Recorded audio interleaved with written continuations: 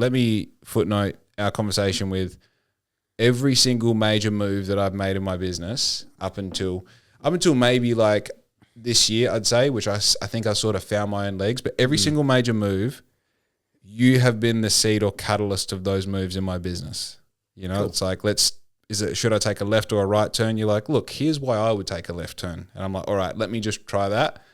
And it worked. And then the next time I go, should I take a left or right turn? It's like, I'm not going to do exactly what Jordy says, but I'm going to take the direction very seriously. I'm stoked it worked. Yeah, dude. So am I. It's always a scary thing when people ask. Lots of people ask for opinions, myself included. I have mentors that I go to and bounce ideas off. And being on the mentor side, you know, it's where you ask me, hey, what do you think about this? There's a daunting part of it. There's a part of it of I really need to give you information unfiltered, because as soon as I start putting a filter in front of it, my unconscious bias is going to jump in, and my bias is there based on the decisions or experiences that I've personally had. And just because something didn't work a year ago, 2 years ago, 10 years ago, doesn't mean it doesn't work now.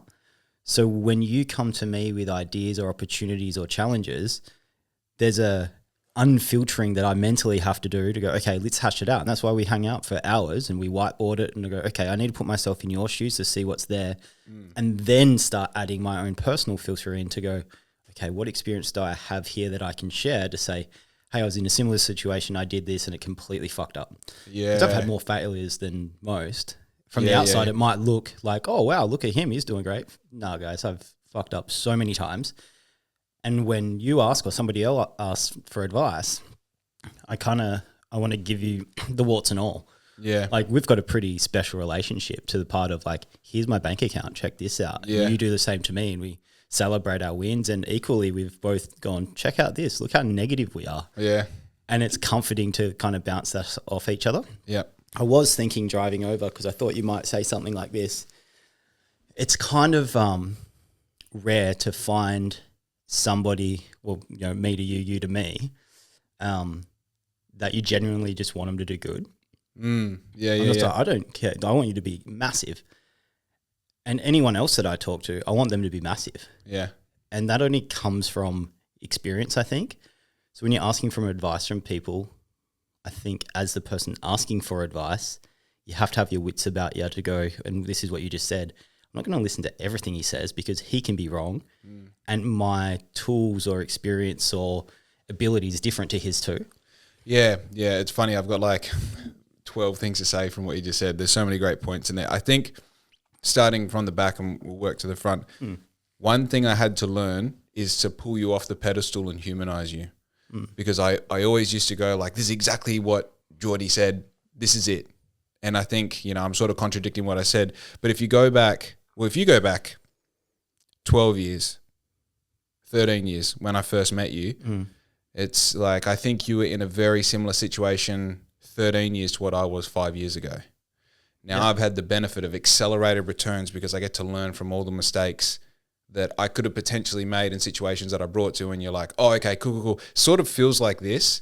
Here's what doesn't work. Here's what may work. Here's what I think would work. Here's what you should do. And then I've taken that away and gone with it. And I think right at the start, the big thing about mentors is like exactly what you've said, is understand that it's good advice, but you're never going to understand the intricacies of your exact situation. They're never going to understand it the same way as you are. So applying the general sort of direction is like the goal, but also go like, hey, if you want to add a bit of flavor or style or add this in or take that out, then go for that. And I think one of the really positive things I did was being able to like, and we had a pretty, I'd say, serious conversation about this earlier this year where we kind of identified exactly what we're talking about. It's like, I'm not competing with you ever. I'm always bringing something to you and being like, do you think this is good or bad? Do you think I can do better or worse? Do you think this is a good decision? And it's never in a case of like under your breath saying something and then giving me an answer. True. You know? Yeah. There's what you just said about we don't compete with each other for business. Even if we did, I think my responses would be the same. Yeah. And that's, in my experience, super rare, because when I ask for advice from people and if they are in competition, like sometimes the advice is intentionally wrong. Recently, I've been going through some stuff in my own business, and I've asked the same question to multiple people who are connections, and let's rate them from inner circle to outer circle in my industry. And the responses have been really different of what they would do or who, and there's things that I can and can't say. Yeah. And I don't want to be like cryptic or anything like that, but we're talking about medicine. We're talking about a new industry. We're talking about highly regulated things. And so when I'm asking for advice, the people that I thought would give me a really good answer as a friend didn't. And a month later, it's all blown up in my face. And I've gone, they would have known that. Interesting. And I've gone, oh, I don't know if it's intentional or they didn't connect those dots or whatever it might be. But part of me goes, fuck, man, they would have known this 2 months ago. Did I not ask the right question? Did I believe them too much? Did I not cross-reference? Like, it's really interesting. So when you find people, because in the same breath, I've asked the same question to some people in a closer circle to me, and we've come to the same realization of like, no, let's not do that. Let's stay away from that opportunity because of these reasons. If it sounds too good to be true, it probably is. Yeah. If it looks like shit and smells like shit, it's probably shit. Yeah, well, this didn't smell like shit. It smelled like gold, I guess. Smell like gold was, oh my God, this is going to solve all of my problems. This is going to be the best thing ever. But I had this weird intuition of going, oh, I don't know if this is going to be right for me. Yeah. Namely, so let me demystify. I'm talking about implementing a new technology platform into my business to streamline processing from a patient seeing one of my doctors to them receiving their medicine. So we deliver thousands of packages per month. So when we first started and I'm sending one package, pretty easy to manage a tracking number, a return, where did it come from, the weight of it, all these sorts of things. Has it been tampered with? Has it been caught up in delays? Is there customs? 1 to 100, pretty easy. 100 to even 500 or 1,000, kind of easy with staff. But now when you're talking kind of 3,000 deliveries a month, like, it's a lot of, hey, where's my tracking number? So you need technology in there.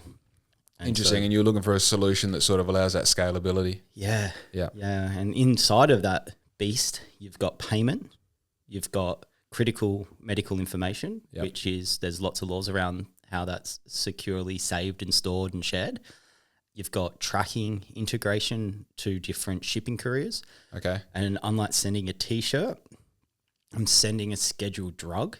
So not all couriers do it. Right. And then the Pharmacy Guild of Australia also have rules. And so I could send a package from one side of the country to the other extremely cheap, but it wouldn't be compliant in the eyes of the Pharmacy Guild. Right. Because we have a responsibility to get a patient their medicine in the quickest, most efficient way possible. Yep. In other words, the most expensive way. Yeah, of course. And so something that costs us to send sometimes $35 or $40 a package, which is crazy for the size of it. I can send the same thing in a non-compliant way, which might take 2 days longer, for $8. Yeah, we're talking a big difference here. Yeah, times that by 3,000 deliveries. You know, it's interesting. Ooh. This is now the point where you start going like, do I start my own transport business? No, no, I can't even solve my own problems, let alone an industry that I don't know. Yeah, I get it. I think that's one of those like 10 years from now, if you've got all the next, I always have like a matrix of problems, right? And sometimes, like I'll be talking to Dad or I talk to Riz and it's like, oh, you should do this. I'm like, I have about 30 problems to solve before I solve that one. You're right. If I solve that, that'd be great. But it's sort of like what we were talking about before. If I have $100,000 worth of work come in, can I do it? Yeah. Well, you should get $100,000 worth of work come in. No shit. I know. Yeah. I know. That'd be great. I'd love that. And then 5 and then $1 million. And then 10. Yeah. Great. How about what's on the plate right now? Can you do that? Can you do double that? Yeah. And that's, to sort of wind back where I've been spending all of my, I'm 60, let's say conservatively speaking, I'm 60 hours into this project that I've been sort of like locked in this room building for the past 3 weeks. I'm 60 hours into it. I've not really had a day off in that time. And it's been like 4 a.m. to 6 p.m. every day because you got the normal workload and then building this this on thing. top. Yeah. And now we're like, it's built and I'm implementing into the system. And you're also looking at the stuff that I've got to build over the next 3 weeks before I go to this next part. And it's like, now I'm starting to, with that in mind, and as I learn the new steps, go back and fix the things that aren't going to work with it and making them sort of all speak to each other. Yeah. And dude, you know what's funny is like, I feel like I'm so exactly where I wanted to be. Like 5 years ago when I started this is what I thought it was all going to be. And I've only just got there. Sick. It's so cool. You know, it's like finally get a chance to make this custom system that works for your business. You understand the business and the customer and the product well enough. It's like, I'm having so much fun, but it's crazy to be at a point where like those next 10 problems that you have to solve, it's like, right, I'm going to try and bite 10 problems at a time instead of one. Yeah. You know? Do you have, when you're looking at a problem, do you ask yourself any questions to get to the core of it? For sure, yeah. Yeah, you spend like 90% of your time figuring out exactly what the problem is, right? Yeah. Because before we start solving, so you don't want to spend 3 weeks solving something and go, I didn't have a problem. Exactly. You know? So I've been, this is probably let's call it a mantra. It's something that I've latched onto, and I don't know where this has come from. I'm sure I've stolen it. 100%, I'm sure. Yeah, great artist still, baby. yeah. I'm sure, and I'm not sure if I've smashed a couple ideas together. But when a problem's popping up within my business, it's always a business problem. And so now I'm looking at it, great, is that a business problem or is that a patient problem? Because I can solve my business problems, but the result of that is often it's worse for patient. Okay. Replace patient with customer or client, depends what business you're in. Sure. All the same shit. If they transact with you, they're a customer. Client. It's weird if a doctor calls a patient a customer, but it's what they are. Let's face it, guys. I keep asking myself, what's the simplest way we can solve this? All bells and whistles aside, what's the simplest way? And that has a lens of the simplest way being, does this improve the patient or the customer's problem? So I keep putting myself in the mantra is like, if I was the customer, what's the easiest way to do this? I want to book an appointment. What's the easiest way? I want to call up. What's the easiest way? I want to find my tracking number. What's the easiest way? Because often these solutions that are put in front of us, often from SaaS businesses, subscribe to this for this many dollars per month and it's going to solve all this. Yeah, but does it actually solve that for you, the owner and operator, or does it solve it for the customer? Because if it doesn't solve it for the customer, then it's pointless. You're going to be left with no customers. Yeah. And that's the tricky thing, because I've had so many opportunities come to me and things that would simplify my life, but it would complicate the patient or the customers. Yeah. And so I honestly keep tripping over my own feet with this, going down a rabbit hole going, oh, that would be really good. It would solve this, it would improve there. What does it mean? Oh, that means 10,000 people need to do this thing. Yeah. Which is a pain in the ass and I wouldn't want to do it. I've added an extra step in where there's already 3 steps. Yeah. And what I'm trying to do is make it 2 steps. Yeah. I want to reduce friction. I want to make things easier. And so my business is heavy on the labor component for the staff and light on the patient. And that can only get you so far. So right now I feel like I'm at a bit of a glass ceiling. The business, I'm saying no to customers. I've had multiple doctors and clinics approach me to join the Mode family, and it's really hard to say no when somebody's coming to you going, hey, can I put my whole clinic into yours? You have it. Can you buy it off me? And we've acquired some clinics and we've done things like that. But right now I don't have the system to do that. So I'm literally saying no to millions of dollars because I don't have the system to do it. And that's my frustration. So I'm glad you've solved it for you. Now you can help me. Dude, I was just, there's this analogy that I learned when I was speed skating 100 years ago. If you're good at corners, practice straights. And if you're good at straights, practice corners. And typically what happens is you spend a season getting extremely good at corners and you're like, sweet, now my straights and corners are all sorted. And you're like, in comparison, my straights aren't as good as my corners now because I focused on my corners. Yeah. So now that I built this system, next thing is the marketing. And as soon as like, right, you got lead generation and you can turn those leads into actual projects. Okay, now we got to work on making sure that the physical production can keep up. And by the time I figured out there'll either be a new problem or we'll start back where we started, go back to where we started. I think it's such a, I don't know. I had a question before for you. Not really a question, but just like maybe a statement. You can comment on it. I feel like in the process of this thing that we're in, right, which a lot of people don't understand, every day is different. Every day is sort of you're free to do anything you want, but you're definitely inside of this like structure of, well, if you want to succeed, you sort of know what it takes, right? And I don't know about you, sometimes I'm just chewing on glass, looking at that screen, not knowing what comes next, right? Because we don't have a boss saying, do this next and it'll work, right? And you spoke a little bit before about intuition, and you also spoke before about having people that maybe you expected a bit more of an integral or honest answer to a question that would help progress you and help you get more successful, and they give you something else, right? The navigation through business and through life as a business owner and someone who has staff members and people who rely on you, especially in your case, people do rely on you being good at your job, tied in with this like intuitive direction that you have is such an overwhelming and also exciting thing to do, to choose and to live every day. Yeah. And it just gets more important and bigger and more scary and more exciting. And it's such a, I don't know, like it's almost like a, for me, it's become a purpose, you know? And like my why is to be able to have a family and be able to provide for them and do all these things. But the what is just so like invigorating for me at the moment. What's that like for you? Because I feel like you're years ahead and steps ahead. Sick question, by the way. Oh, I'm glad. Really hard one. The unknown excites me. The challenge that I have is I don't know what the future is going to hold for my whole entire industry.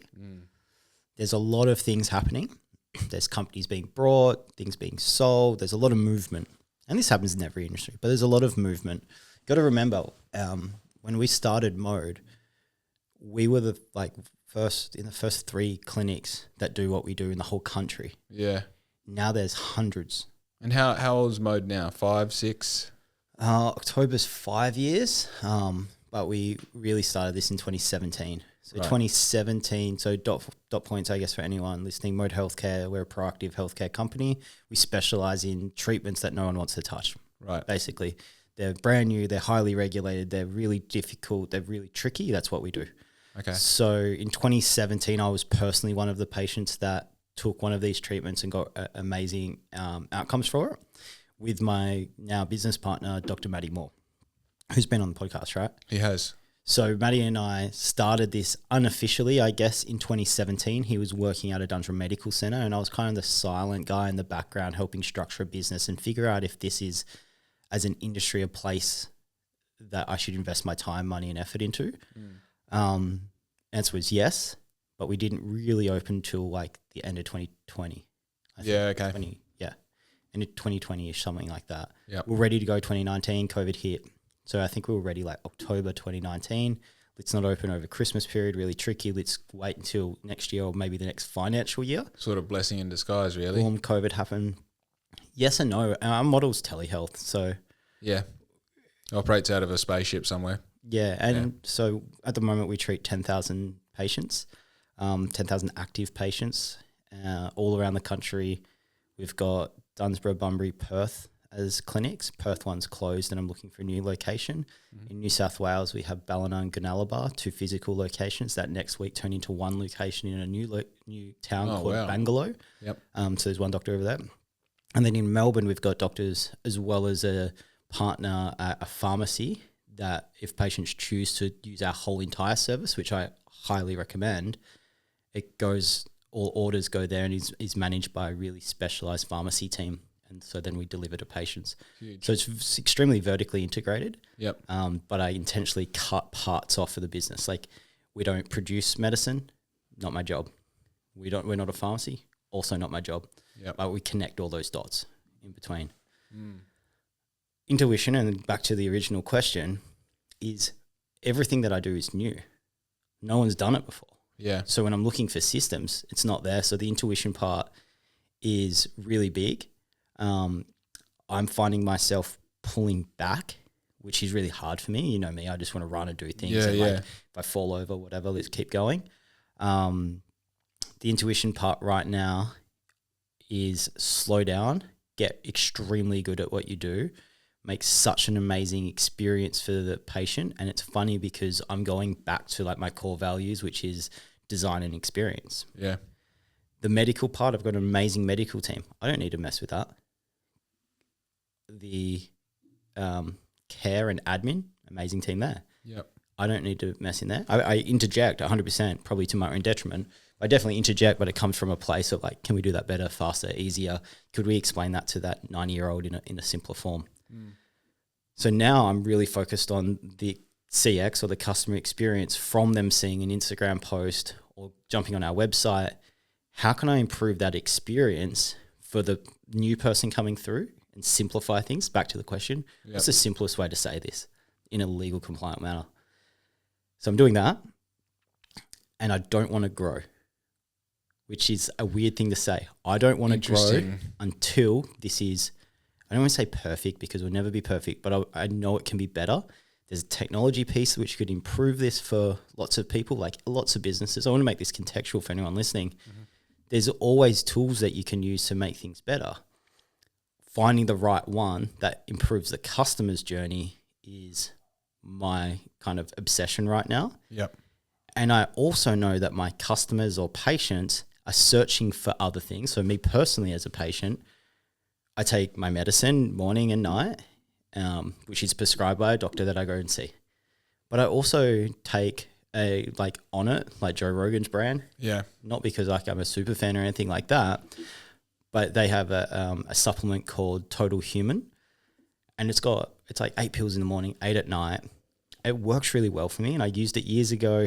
I then tried to kind of buy each individual thing and put it together myself. Right, yeah. So I take that morning and night, and I know I have customers and patients that are doing the same thing, and they're buying magnesium glycinate from there and maybe like a melatonin night gummy from over there. Yep. I'm now going, how do I increase the customer spend with the people that I have and make it easier for them? So rather than them coming to me for one thing and then going down the road for that and then waiting for that, iHerb online order or something from Amazon that's sketchy.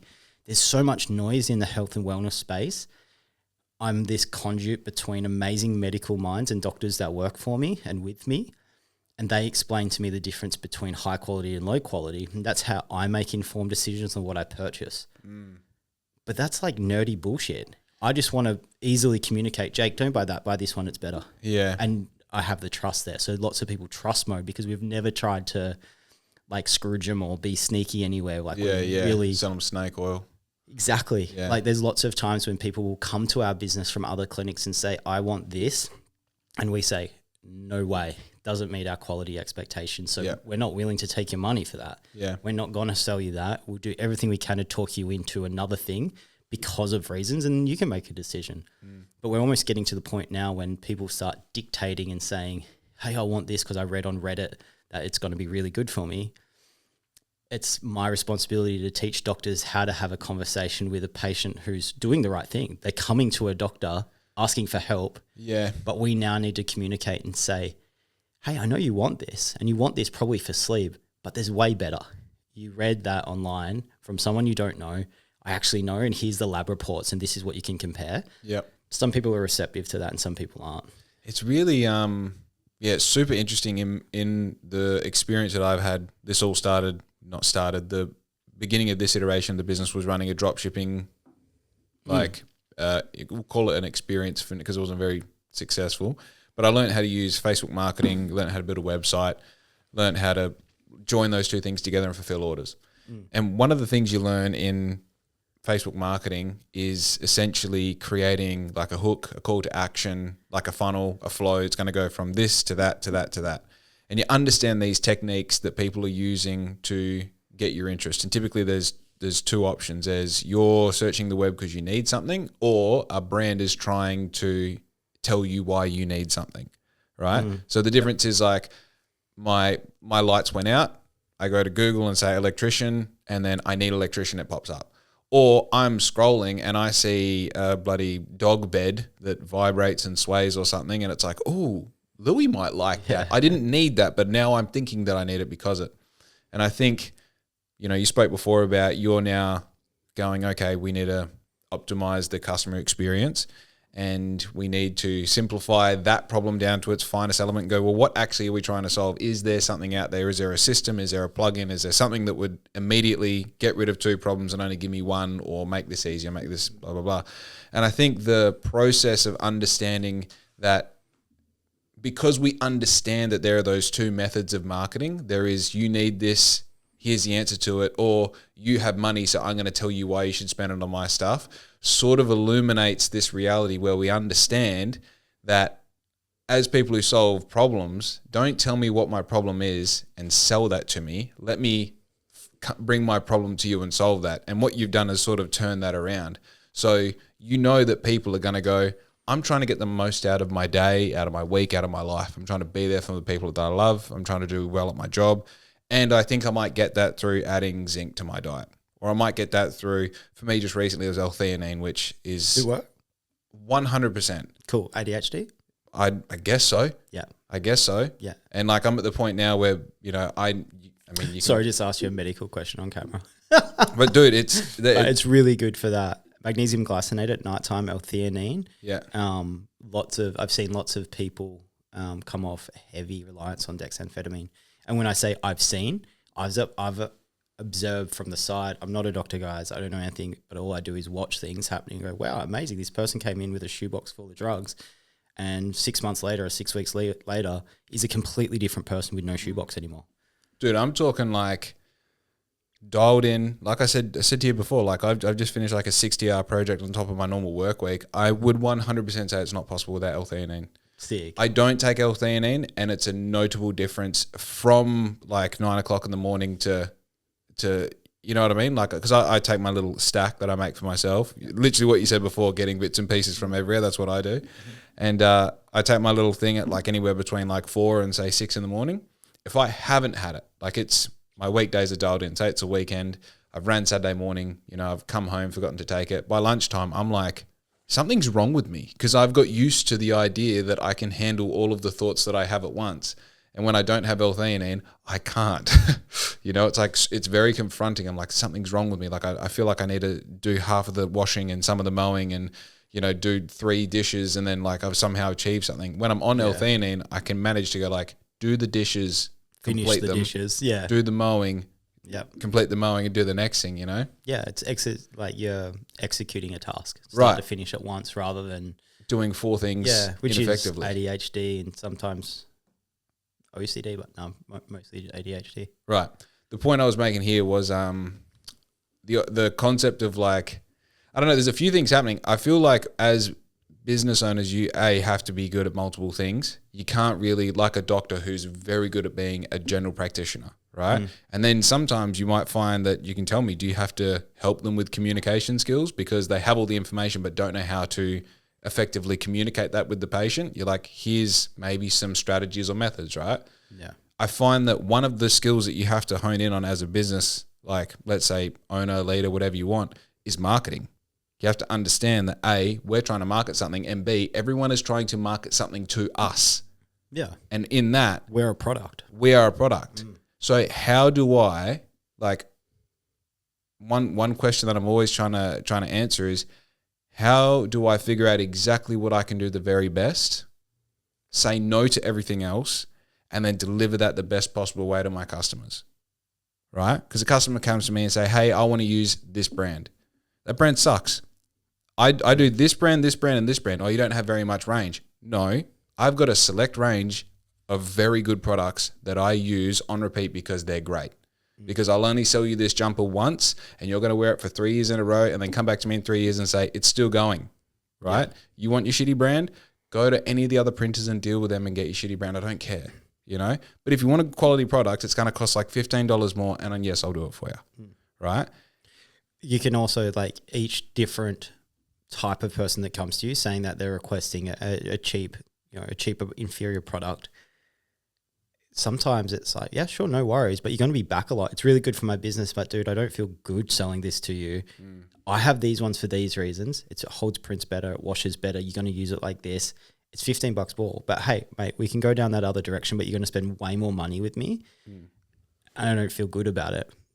sometimes if you flip that around, because it's the same thing with people asking us for an inferior product. Right. Sometimes we're talking about $10 a difference, and it will go from somebody purchasing something at $100 every 5 days versus someone buying something at $130 every month. Yeah. So financially, I would be way better off going, here's the junk. I don't feel good about it. I personally wouldn't buy it. So why would I sell it to you? Yeah. And this brings me to like something that I've just been writing down. If I think we're talking about marketing and we're talking about growing and starting a business. And I am 34 now, and I started my first business. I officially opened it on my 19th birthday. So a bit of context here.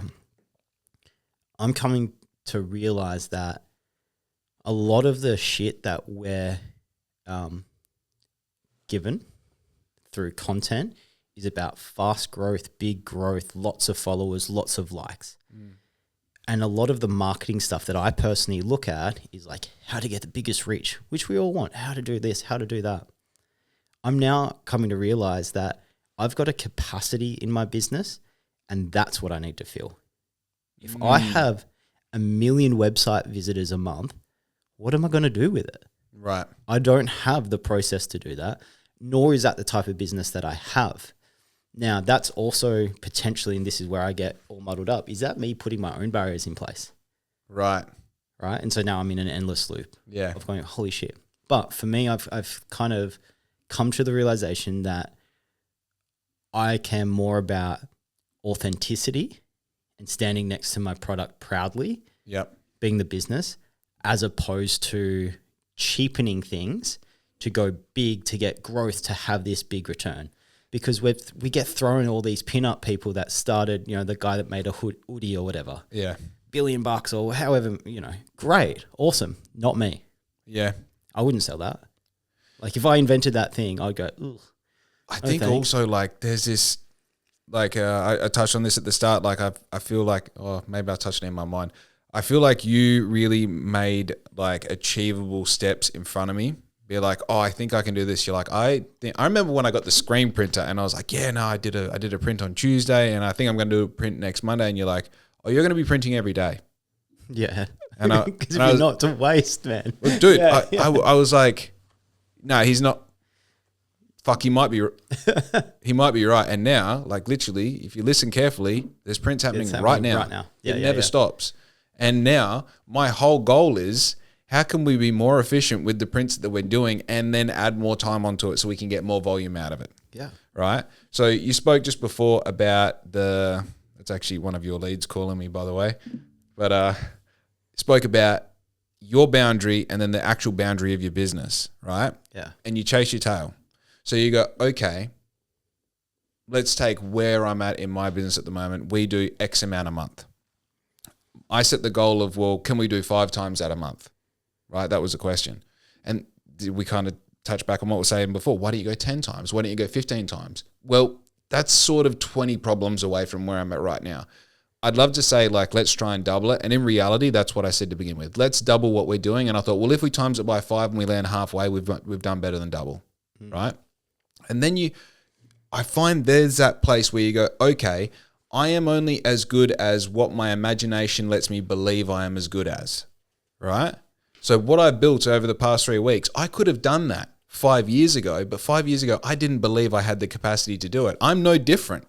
I solve problems a little bit better and I ask questions a little bit better, but in reality, I'm the same person. So I think that like we tie this into the idea that the billionaire loses all of his money overnight, his business has collapsed and he goes bankrupt. Well, how quickly can he make that first million?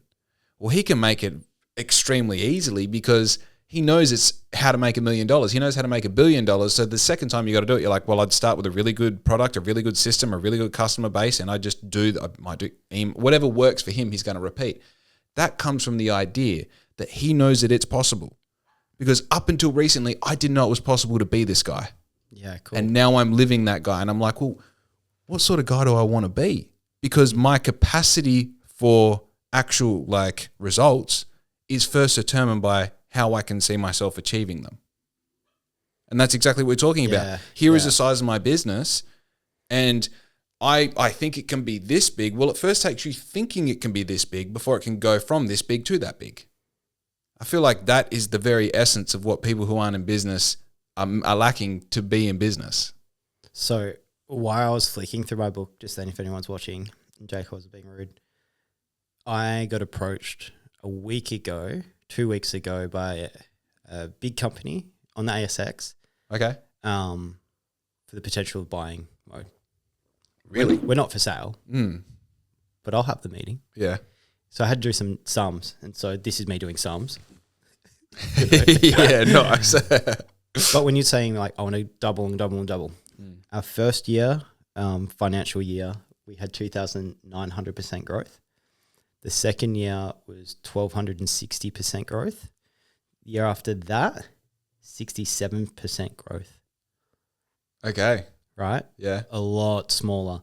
This year, I think we're about 30% growth. Wow. The bigger the number, it's hard to get those big percentages again. Yeah, of course. So the things, 100% of fuck all is fuck all. And so it's really interesting as the business grows, and any businesses grow, the typical metrics that you look at, which is year-on-year growth and those sorts of things, get smaller. And as the founder or the person looking at that and doing that, it's kind of disheartening to go, yeah, we're growing, but geez, that percent's not as big as I thought. But it makes sense. Like some big, massive businesses, when you actually look into them, their profit line's, 5%. Having a 20% profit on your business turnover is really good. Yeah. Some people have way more, of course. Some people have way less. But it's interesting to look at. And why I brought up authenticity before and marketing is that recently, and I want to make this contextual to Bunbury, and let's call it the Southwest, you and I know heaps of people in business around similar ages. I'm an outlier, man. Like there's not many people that I know that have been doing things as long. This is not to put me on a pedestal, but it's fucking hard, man. Like it's really hard. I know a handful of people that started at a similar time as me that are at the same, they're still doing things. Yeah. And for me, I started, but what I'm doing now isn't what I did before. And people tend to forget that. Like I've had 15 businesses in that timeline. Dude, amen. And so lots of people give it a crack. It doesn't work and go, fuck this. I'm going to go work on the mines or get a job, which is great too. Like whatever floats your boat, go nuts. But the people that are starting now, I had a recent interaction one morning. I don't want to name names because I'm sure the person's probably listening. And I ran into this person. I'm being intentional with sex here as well, so you can't narrow it down. I ran into this person who just seemed like lost and confused and was like having a tough time. I asked, how you going? And the response was not super good, really stressed. How the fuck? And I think it's important for people not to measure themselves against other people. Yeah, 100%. But you forget it because you go online and you've got some dude in a Lambo or some guy in a private jet, and you're like, Jordy giving you the right answers every time. I said this at the start. I had to humanize you. I had to remember that sometimes you wake up and need a shave, because I was like, every time I go to you, give me this so obvious good answers of like, why didn't I already know that? Man, it's always easy for me to give you good answers. It's hard to give yourself good answers. Oh, yeah. So when I look at you come to me with a problem, I go, oh, dude, come on, because I'm not in it. Yeah. When you're in it, like I wish I could give me answers like that, but I go around in circles as well. And the person that's just starting something, they need to know it's fucking tricky. And finding the right person to talk to and bounce off, or multiple people, is important.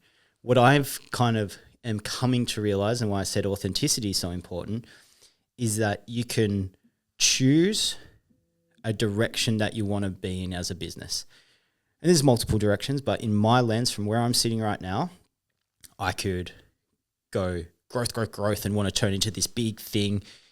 The expense of that is going to be authenticity and likely quality. It's really hard to do both. Or I can be really proud of what I'm doing, have a really healthy life and business, and focus on belonging and authenticity and just doing things that give me fulfillment and are useful for the people who interact with my business. Yep. But in this like social digital age where we're exposed to all these people, we kind of think like that's the norm because it's what you see. Not many people are uploading the grind. Yeah. And it's tricky, man. Like, it's really tricky. So this person that I ran into, it's like, I think they are onto something really cool and doing something really good, and maybe doubling down on like the community, and what's in front of them becomes really blurry when you're trying to look over the fence. You're looking over there like, oh, the grass might be greener, but it's probably not.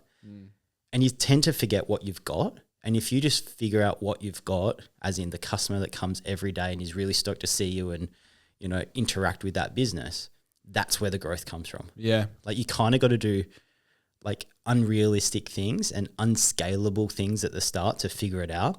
And admittedly, me saying this out loud now, like, I should jump on the phones again.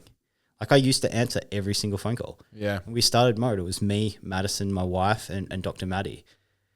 Fuck, man. Like, last year there was 67,500 phone calls. That's handled by 3 people. So we're really close to it. I took 0 of those. It's interesting. Like, well, that's very maybe I interesting. should answer some of those. Like, I do talk, but I'm kind of on the other kind of the business level, and I'm talking to suppliers, and I'm talking. But the further away you get from the customer, the harder it's gonna be. You need to respond that. I think that's that sorry. sort of dipping your foot back in the pool and going like, oh, that's what water feels like. I forgot, you know? Yeah. I think one question that keeps resonating with me is I've dealt with more heartbreak in the past 5 years than I have the rest of my life put together. And that's including like personal relationships that didn't work and everything. Like, this business has continuously shown me the shittest side of customers. It's shown me people that I thought would have supported me in times that they didn't. It's shown me other business people trying to cut you down. Yeah, I'm not gonna, not even that, get me involved in their thing for that you then realize is for their gain. I remember. And like, I mean, I've had that 3 times. 3 times people have gone like, oh, you're a good little operator. How about you operate for me and you can. Now, the thing that I've learned is to like, I've learned through this process to do business first and sort of trust second. Like, I always used to like meet someone and go like, this is a great person. Of course, yes. Like, no, all the goods. I don't need your deposit. Well, you know, it'll be fine. I'm sure you're a good person. Otherwise, why would you be interacting with me? I'm a good person. I see the world as a mirror. Now I go, well, we have a process. And if you want to do business with me, like, yeah, cool. We went to school together, whatever you want. It's 50% deposit. Yeah. It's 50% deposit. it, I don't order anything until, why is it taking so long? Well, it took you 3 weeks to pay me the 50% deposit. I didn't do anything until you gave me money, you know? Yeah. How have you, have you felt a similar heartbreak to what I'm describing? And B, if you how have you managed it and how do you sort of work with it now? Every single day. And it doesn't get better. Oh, I know. I know. Sorry to tell you. You get better at disconnecting yourself from the problem. Recently, I've been exposed to probably the gnarliest part of this. And I think as more zeros and commas get involved, the bigger the sharks get. And they're really hard to see at the start. So the heartbreak is, I've got this problem, look at this shiny solution, this is going to be so good, put my toe in the water, and you quickly realize, oh, hang on, friend or foe, what's going on here? And only recently in this time, and I think this is being, like, I've come close to interacting with people in business that I felt like they're a bit shady, like something's up here, and I've just navigated around it and always been surrounded by great people that have similar values to me. But they're out there, man. There are people out there that don't want you to do good. They're only after things for themselves. And I don't want this to be negative, but there's more out there like that than you think. Fully. And they're very good at hiding it. I've had the one most recently would have cost me the whole business. The whole business would have gone with one signature. And I didn't realize. And I don't care too much about myself here. I care about my team and they're paying their mortgages or sending their kids to school or saving up for a house deposit and the responsibility that I feel to make payroll every fortnight. That there's more important because that's a direct like pressure. The bigger pressure is the patients that rely on us. Right. And the difference between what I've done in the past, which is selling T-shirts, logos, beers, basically, desks or space, non-life threatening. it was always a need. It was always a want, not a need. Right. Now I sell needs. Medicine. People need medicine. They need to talk to their doctor, their psychologist, their nutritionist. The pressure there is if we disappeared, death is a reality. Yeah. And I've never experienced that weight before. And so that puts a level on it. The heartbreak element, and maybe heartbreak's not what I feel. I understand the sentiment, but for me, I don't think it's heartbreak. I think it's more. I've definitely identified that through it happening over and over. I'm like, what is this? I'm like, this is. It's a weird feeling. It's the closest thing to like when you've had your first bloody high school romance, whatever you want to, and like that first time that they don't want you for whatever reason. You're breaking up and you're like, oh, I physically hurt right now. And you know, and like you don't experience it much as you get older. No. And then things happen in business and you're like, yeah. And heartbreak is a good way. Heartache, yeah. maybe. Yeah, it's not like someone's broken up with you. But it's ups and downs. What I've learned that if I zoom in a month ago, hyper stressful time, probably the worst, like I'm talking 1-2 hours sleep a night for a few weeks going, holy shit, what's happening here? And now I'm like, oh, I'm cool, I'm going surfing, whatever. Yeah. Like I almost block it out of my brain and I have to, I've always got notepads with me. If anyone sees me around, I've always got this on me. It's pretty close. It's because I think my brain blocks things out and I'll go, oh, hang on, there's something I need to know about this. When was it? And I'll flick back and go, that's right, they tried to fuck me over. No, I'm good. Yeah. Because I think what I've learned is this defense mechanism of not taking things personally to start with and getting better and better and better at recognizing, is this a good opportunity or a bad opportunity? And what I've found that my closest business allies are closer to friends than business partners. Right. So like one of my mentors, Gus, is friend first, business partner second. We've still got business things going on. Yeah. Like when it's his birthday or his kid's birthday, like I'm there. Like we were in Melbourne recently, Mads and I, hey, what are you guys doing? We like went out to see them because we wanted to see them as friends. Yeah. Business, whatever. And if you can, you start doing business with your friends, but these friends, it's not like a childhood friend.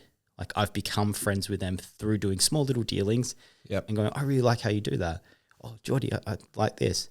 To the point now that I've got another kind of close business associate that owns the dispensary that handles a lot of the medicine for us. Yep.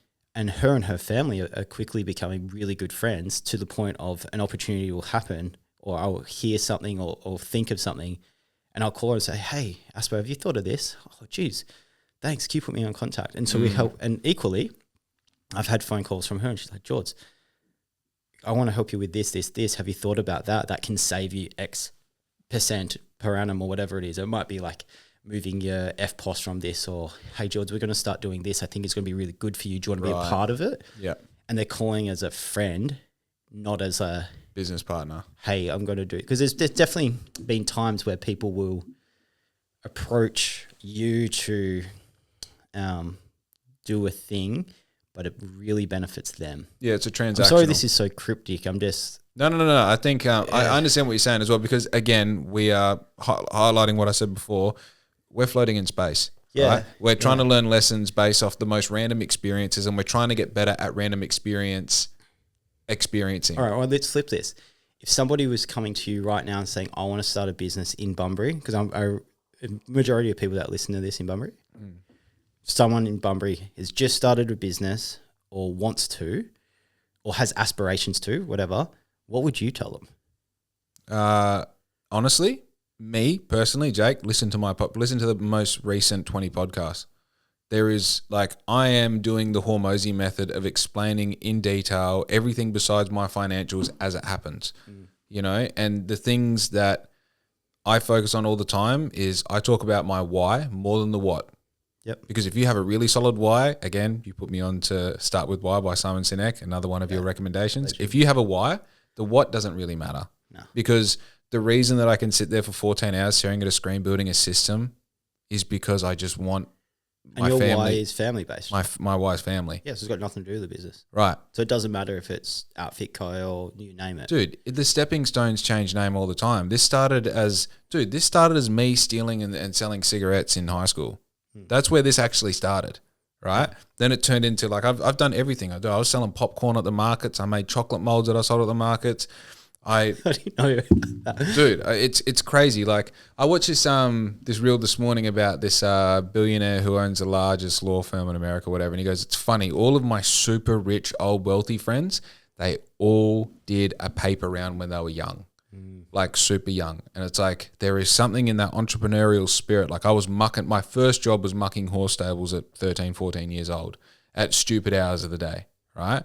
And it's like, fucking no wonder I'm building a system at 32 for an online service-based uniform business. It's like I was always going to do something. What the something was doesn't matter. It was a coffee van at one point. It was bloody doing all sorts of nefarious activities in between, and then turned into a clothing brand, which just turned into printing, which is like, oh, actually more people want uniforms than so now it's, you know what I mean? Like you sort of don't really worry about what the title is. If underneath it, it's like whatever this money generator has to be.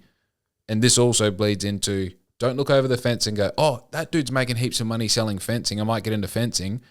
You pick this thing, just get really good at this thing. Because if you're really good at something, most of the time, as long as you tie in being good at business in general, you will be able to make this better than the thing over the fence.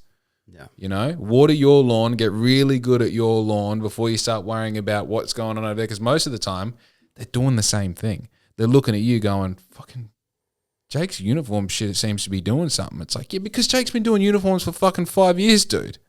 That's why. Yeah. It's because he didn't worry about what was going on over here and over there. It's like all I've done is narrowed my scope. And like I said, I sell 3 really good suppliers and I print one method that I know is fucking brilliant. Yeah. You know? And I'm just trying to get better at that. And then on top of that, get better at the business skills around that. So as you get, you know, as you scale and as you have more demand and as you're meeting all of these problems as they arise. Which is also transferable. Correct. Yeah, there's like, I've got a friend of mine whose business has recently gone under or hasn't gone under, but he's getting close. Okay. Like it's brutal. It's really brutal. And it's the first business and it's been around for a long time and it's really big. Not in Bunbury, by the way, so stop speculating, listeners. Yeah. And he asked me, like, what would you do? And I was like, man, the obvious answer is there. Like, you kind of need to close this. Don't listen to me, but fuck, I don't think that you can get out of this one. This is big.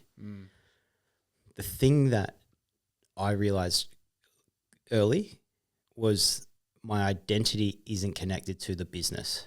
I am me. Yeah. But the first business for me, proper one, was the darkroom, the clothing store. It was doing bad for a little while and I had debt and I was paying the debt of that business off by opening other businesses. So business B was paying for business A, C for B, B for, you know. So yeah. And I got to a spot with no debt and it was okay. And it was from, I think I had one stage, it was like 750,000 of debt. And I think I was, Bro, yeah, that sucks. Yeah. 750K. Yeah. And at that point, I think I was like 23. I was really good at telling suppliers that they should send me stock to sell and really shit at managing money.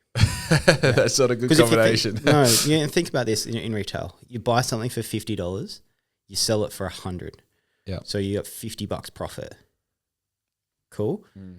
The $50 you got to pay back that person and you got that 50 left. Out of that, rent, overheads, wage, tax. Yeah. 50 turns into $25 pretty quick, being conservative. Yeah.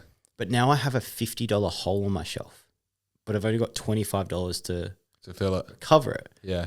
So what happens? You go into trade terms and the company that you brought this product from, that you've now gone from cash on delivery or cash before delivery, your initial capital investment. Yep. Here's the $50, send me the one t-shirt and I'll sell the t-shirt for $100 and I'll give you the $50 back. You do that enough, they then will say, okay, you can have 50 t-shirts, but pay me in 30 days. And all of a sudden you're just in this like loop of buy it quick. I got 30 days to sell it, to pay it back. You're not going to sell it all in 30 days. Yeah. And so then it's a compound bubble, really. So then I would have 15 suppliers, call them brands. And these brands would be sending me products at a time every week. Here's another 10 grand of stock. And it was just juggling, man. It was just juggle. You're kind of like going, hey, they did it, you should do it.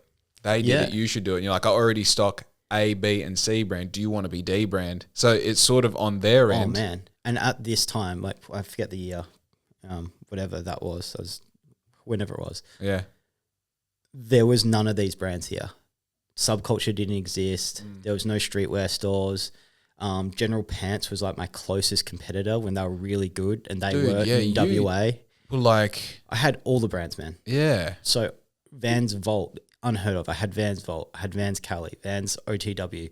You don't even get those now anywhere. You get Vans Off the Wall, and there was all these different levels to brands. And that was just the Vans. And then I had nudie denim, like Japanese selvage denim. Man, I was selling jeans at $400-500 bucks. Yeah, you had like Subi jeans before. They were cool. And I was buying it from Dan Singleton that was the crazy founder, designer. This was like when Subi was Subi and it wasn't what it is now. Yeah. Chronicles of Never. There were so many brands, man. Critical Society, Brixton, all those. That was a little bit later on, but yep, those ones all popped in. Cheap Monday was a big one. Dr. Denim was a big one. And we were kind of, at sometimes, we were the only WA store. And so that brand that was based in Stockholm and would fly to Sydney once, I'd fly to Sydney, see him. Holy shit, you're young, you're kind of doing stuff. Fuck yeah, we want you to succeed. Yeah. They'll just load me up with stuff. Getting 100 grand of debt's pretty easy. It is. So yeah. You got 14 brands. You know, I owe him 20 grand, him 50 grand. Anyway, worked that all down through selling logos and doing design and paying it all back off and selling the stock. But I would sell the stock. You know, if it was, I'd have a sale and I'd just get the cost back, knowing I'm going to have to close these doors here. Yeah. Excuse me. And then I remember Saturday morning, I just put a post up and I was like, last day, come get it. And that was it. There was no hoo-ha. There was no show about it. There was no closing down party. There was no long stretched out, you know, slow rip of the Band-Aid to close the business. It was, today's the last day. Yeah. See you later. That stock went into a box. That box went into eBay for a lot of stuff. I sold it all on eBay. I made a little bit of money there. Paid the shit back. Got a credit card for like 45 grand. That paid off the remainder and I was back at zero. The hardest part of that was I knew I had to rip the Band-Aid off quickly. Otherwise my ego and identity would get involved. Yeah. And I'd be in that position. I explained this to my friend who's in this hard spot. The lessons that I learned there, I still use every single day today. And I don't think people go, Jordy, that's that clothing store guy that failed. Yeah, dude, of course. I don't think anyone does that. And for you say, yeah, of course. But in my head at that time was, I'm going to be a failure and I can't do that. And what about my friends? And what about my family? And all those things weigh. And I went, fuck it, Band-Aid off. Next. What's next? What's next? What's next? And I've always had these what next. And the more things that I do, the less attached I am to the brand and the thing. And I'm now really attached to experience and the outcome. Right. And the thing that I think that's got me through all of these things with somewhat of I would say a good reputation. I don't have anyone that I know of that I can't do business with or that I've burnt bridges or anything like that. And it's because I've always gone, okay. And I think this was really instilled with me through like family. You've only got your reputation. Right. You can't rebuild that. You fuck that one up, you're pretty fucked. So now I'm looking at everything going back to before. What's the simplest and best way to do this for a patient? Because if I was the patient is the one that's transacting and giving me the money.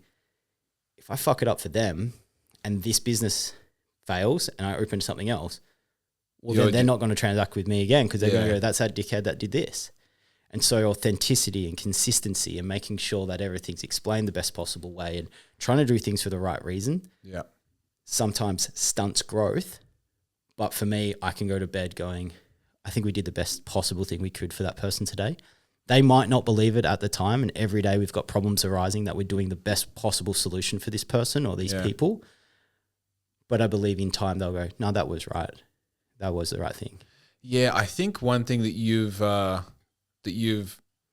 pretty, I want to say effortlessly done, but I don't think it has been effortless from your point of view. I think from the outside perspective, it's like, oh, you seem to manage it really well, is like I've in the past 5 years, so essentially the surface levels of our business as far as like Mode's been around for 5 years that people can track, you know, physical, there it is, you're doing it, here's the thing.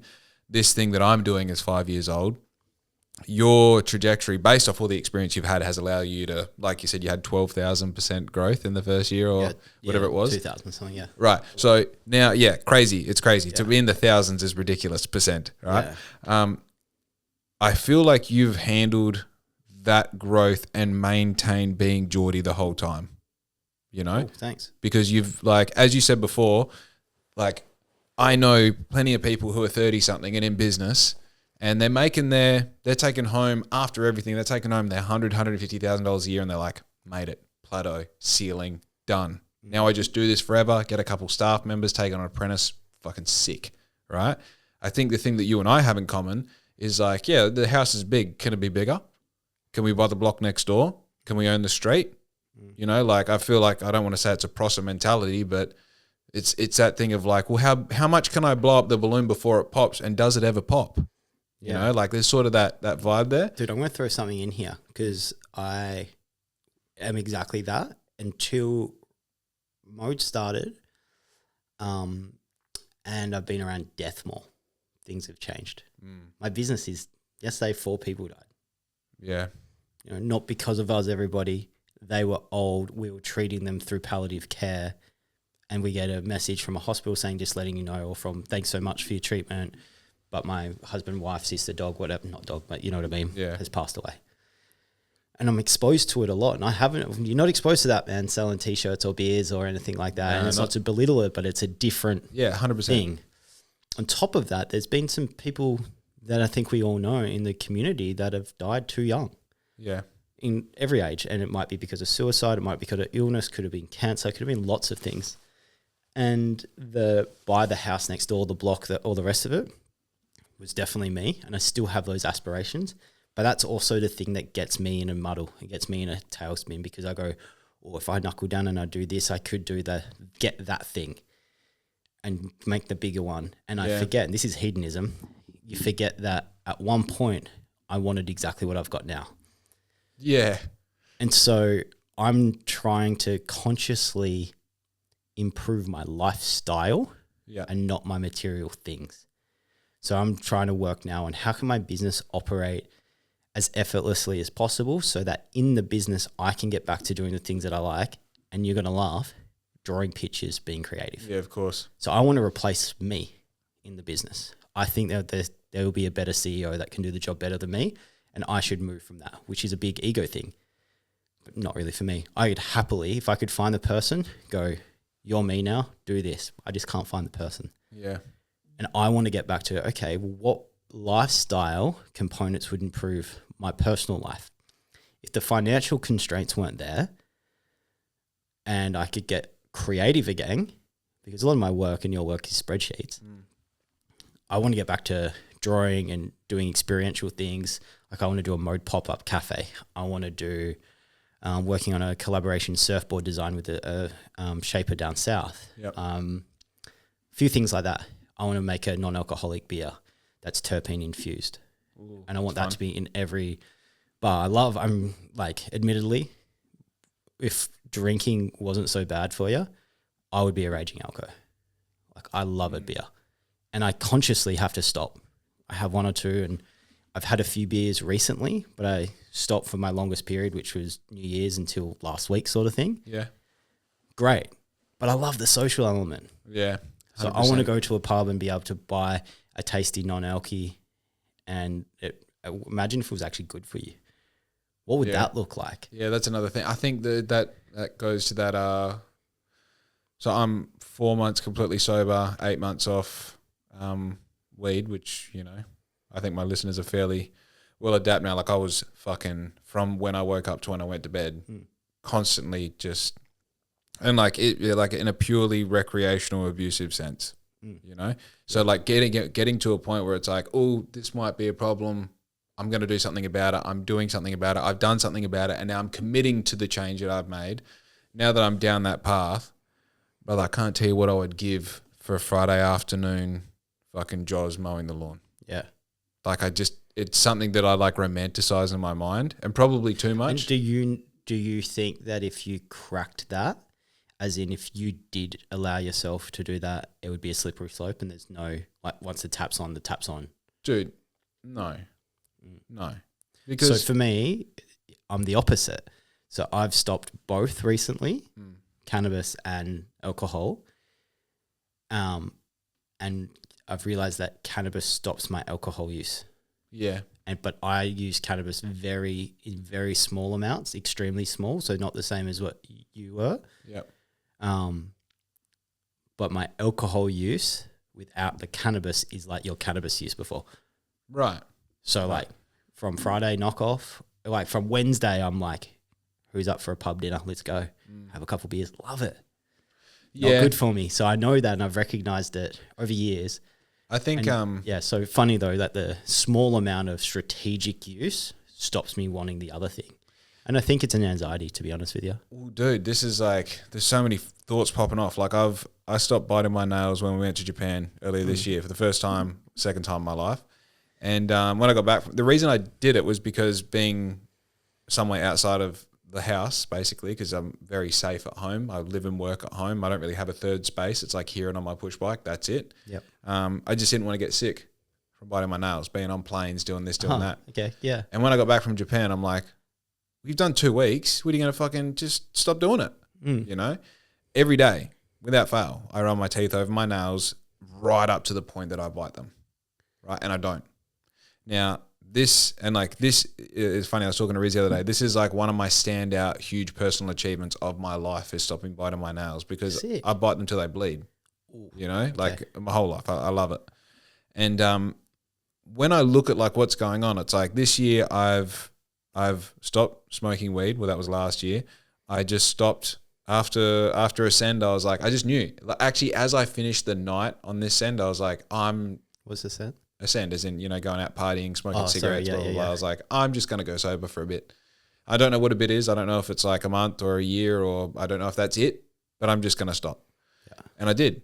And then it's like dialing into my work and like making these decisions like, fuck, I want to try for this amount of money per month, and then doing it, and then being a week in, 2 weeks in, 3 weeks in. I'm in my 4th week of this thing, and I'm just like, who is the guy? Who am I? That's your new drug, dude. Right?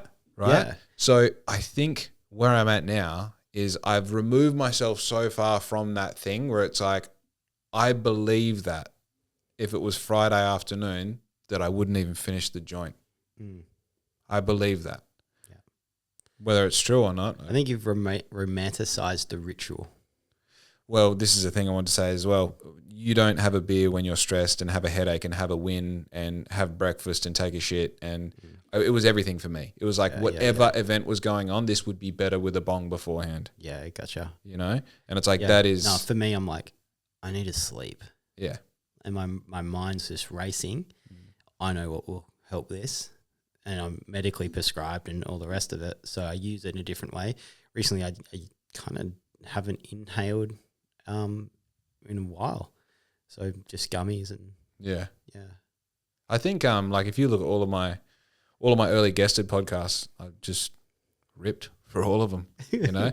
And it's like I almost had a belief that I was this like, I wrote about this the other day. I do a lot of creative writing, and I was like, it's funny how my old perception of who I thought I would become was this like tortured soul, you know, brought to life by intoxicants and inebriants. And in reality, I'm actually this like very privileged person who just loves sobriety and just fucking hammers, you know? And it's like the contrasting thing of one to the other is just like, I thought this is what I was going to be, you know, the riding at 2:00 in the morning with the cigarette, you know, the stream of smoke going up to the thing and just like, oh, drinking whiskey. And it's like, dude, I'm in Charles bed. Bukowski. Brother, I'm in bed at 7:30. Thompson. Yeah, you know. The beat generation, like, and dude, throats, it's the complete other thing, but also you find what you seek.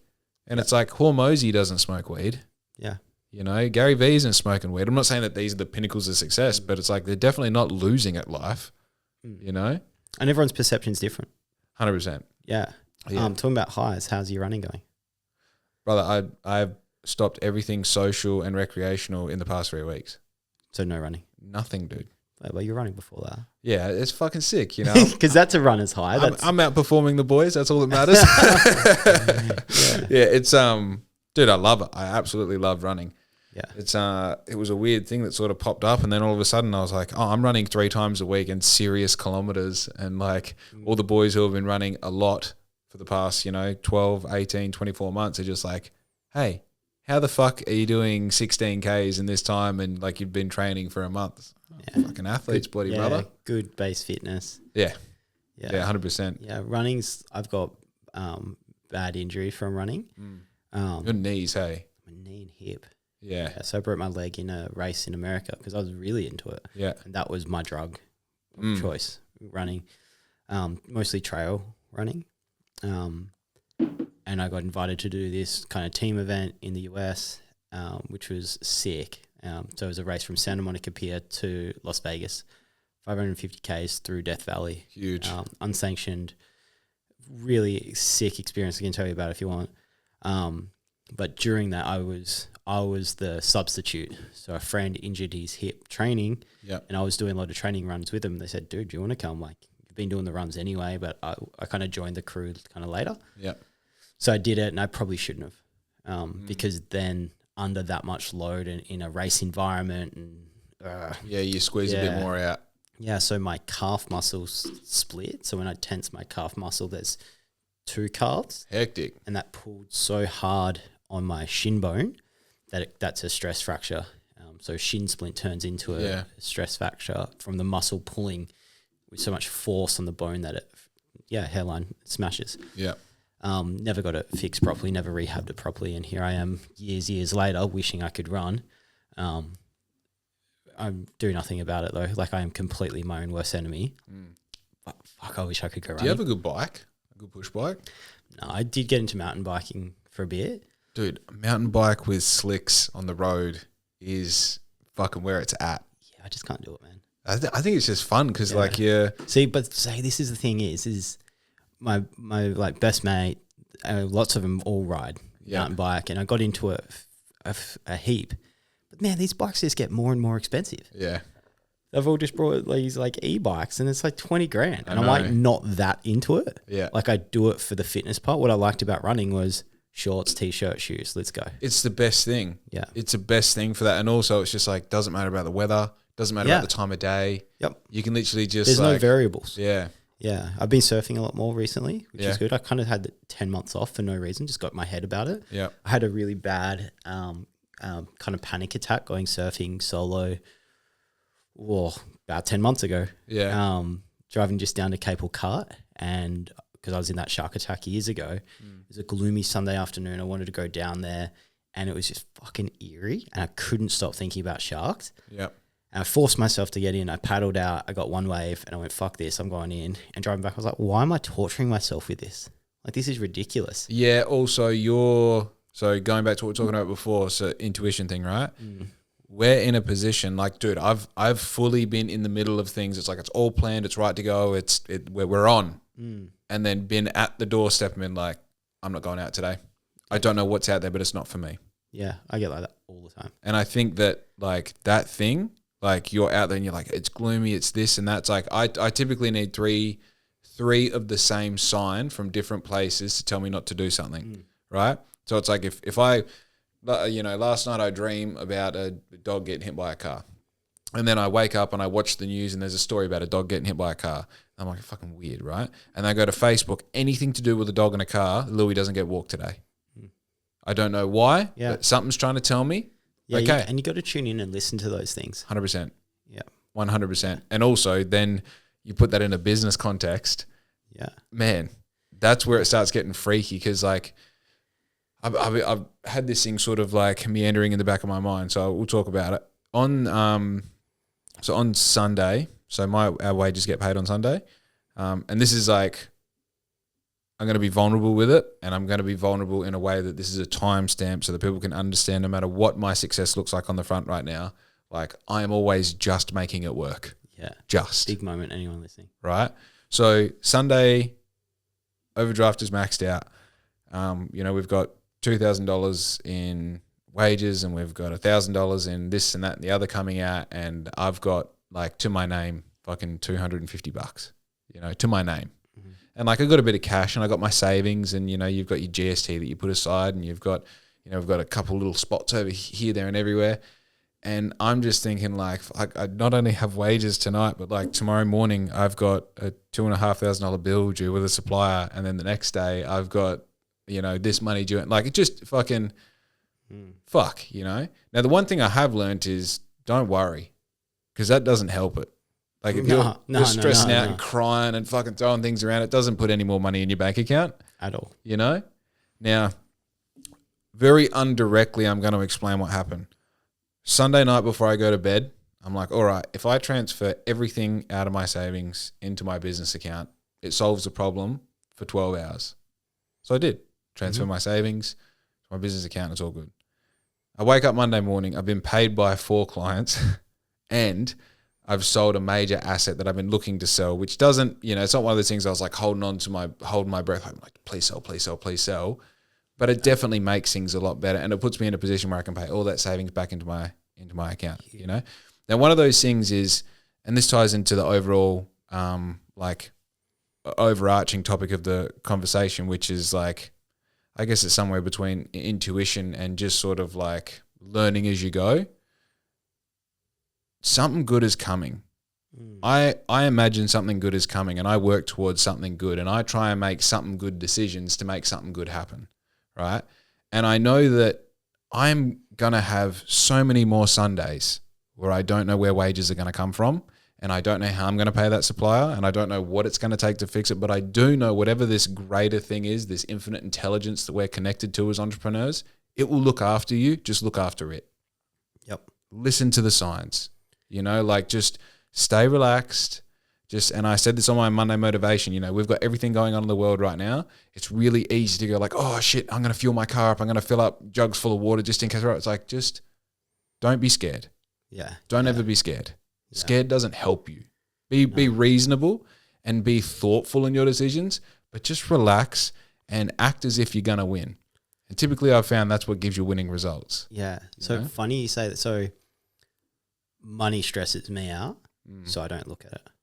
Yeah, right. So I don't even have a login to my like Westbank account, which is like the mortgage and like my family stuff, like Madison and I. Yeah. Don't want to log in, don't care. I now don't do payroll. Yeah. I don't even log into my bank, to be really honest. And I know people are saying, oh, geez, must be nice, you know. No, it's because it fucking stresses me out. Yeah. On Monday morning, I check how many appointments we have for that week. Yeah. And I know the number it needs to be for me to be okay. If it's below that number, oh boy, get to work. Time to market, time to send some emails, time to hustle, time to figure out why. And so now my metric of that stress isn't, holy shit, are we going to make payroll? It's before we get to payroll. Yeah. Have we booked enough appointments in? Do we have enough incoming jobs? And so I'm blessed, and you're blessed in this situation because you're not opening a cafe going, I hope people want coffee today. Yeah. I can open my books and go, oh, great, there's 1,000 appointments booked over the next X amount of weeks. Great. Yeah. I know 1,000 average price is going to be this. Great. Okay. On top of that, there's going to be medicine. On top of that, there's going to be other things that are happening. Yep. And so I've stopped looking at the money because it fucking stresses me out too, man. I'm the worst with buying things. Mads has found every house that we've had. Every house. We've had 2. Yeah. Cars. Yeah. Not me. Her. Any like big major purchase, I sweat it. And she's the one that goes, we good, because she's all over it. So I've now, after years, Mads does payroll, she does everything there, and we go, it's good. And now it gets to the point I go, hey, how are we going? Can we do any dividend payments this month? Yeah, I think we can do this much. Great. And so we're in a different spot. I'm like, but that's what's coming. I go to Barloo, I'm like, I can get coffee, and Riz's like, yeah, you're fine. Yeah, but it's the same thing, right? Yeah. So I don't even want to look at it. Yeah. I do, and I'm being like maybe a bit facetious here.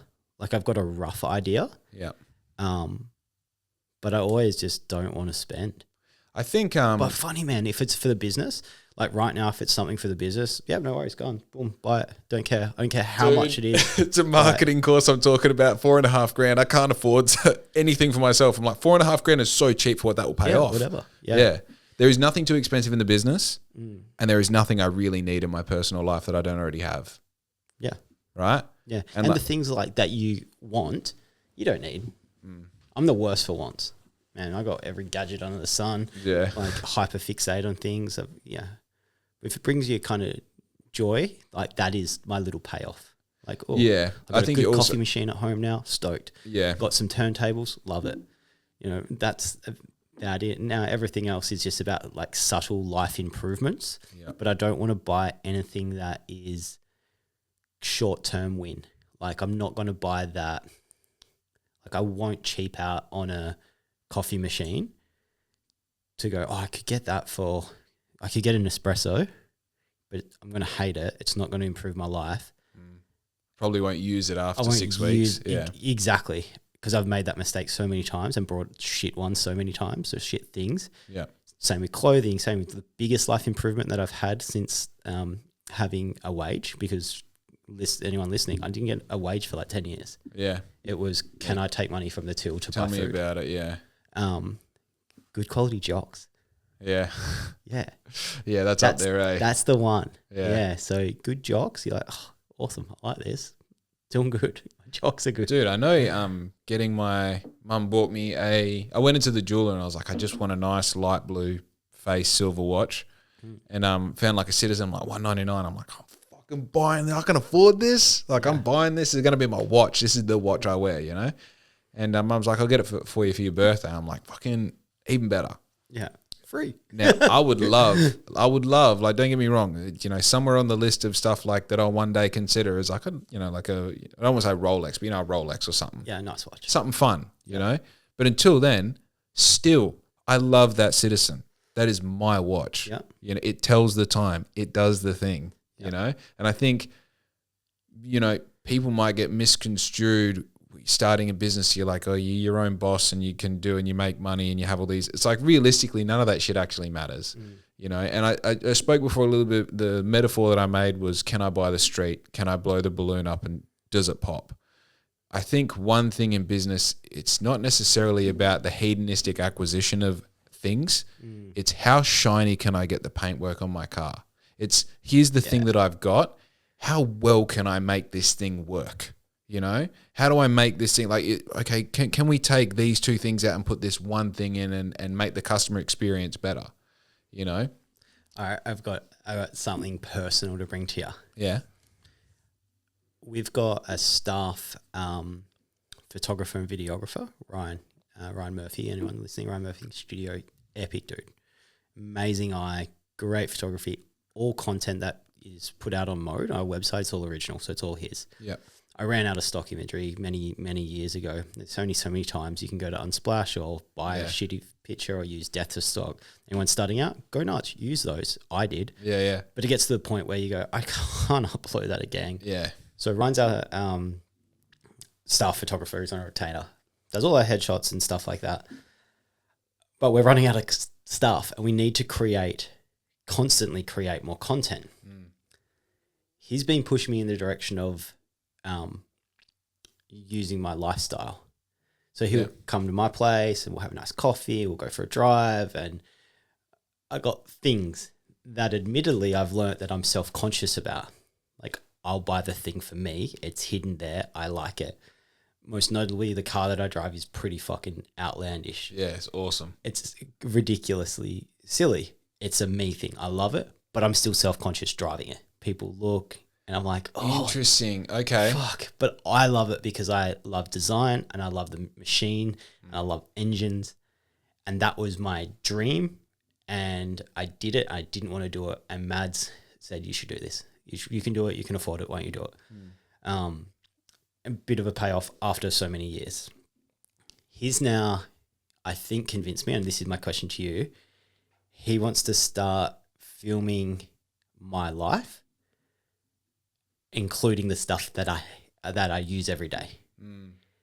I've been pushing back going, people are going to look at me and go, you're a fucking douche.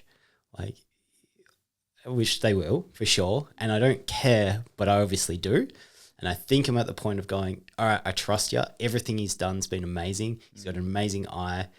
And he said to me, he's like, George, you're looking at it the wrong way, man. He goes, people will see that and go, I aspire to that, or it must be validation of whatever that guy's doing must be working because look at his lifestyle. And it's not going to be, look at me in my Rolex, in my crazy car. It's not going to be like that. It's like, here's the lifestyle of mode to try and attract other people that also like that, which would be me getting up, making a coffee on a nice coffee machine, getting a nice car to go for a surf with a nice board, to then, that sort of thing. It's like more of a lifestyle things. And I've been going, yeah, man, I'll hire a car because I don't want you to put my car in that. He's like, dude, your car's the coolest part about this whole thing. Yeah, it's sort don't go hire a car to put a board in. But I'm like, yeah, man, but I don't, people think I'm silly. So the question is, if you were to see that sort of thing online, it's not even a question. We all look at these people online with cool things, and I don't think that guy must be a douche. Yeah. But when it's me, I go, ugh, icky. Okay, so I think... Do you know what I mean? I don't know what the question is, but no, I think we're going to do a brand turn and start exposing what the life of somebody around mode is. And it's not just me. I've got other people that we look after that do really cool things, and we want to start highlighting them. If we're highlighting other people with exactly the same things... You'd be all for it. I'd be like, man, it's fucking awesome. It's so cool. But when it's me personally, I'm like, ugh. Okay, I'm so... self-conscious. Two things here. The first thing is, when you see me doing a wheelie on my push bike, do you think fuckhead or he's doing a wheelie? Yeah, exactly. I'm like, right? Because in my mind, I'm like, I wish I could do that. I'm a fuckhead showing off that I can do a wheelie. Do you know why I do wheelies?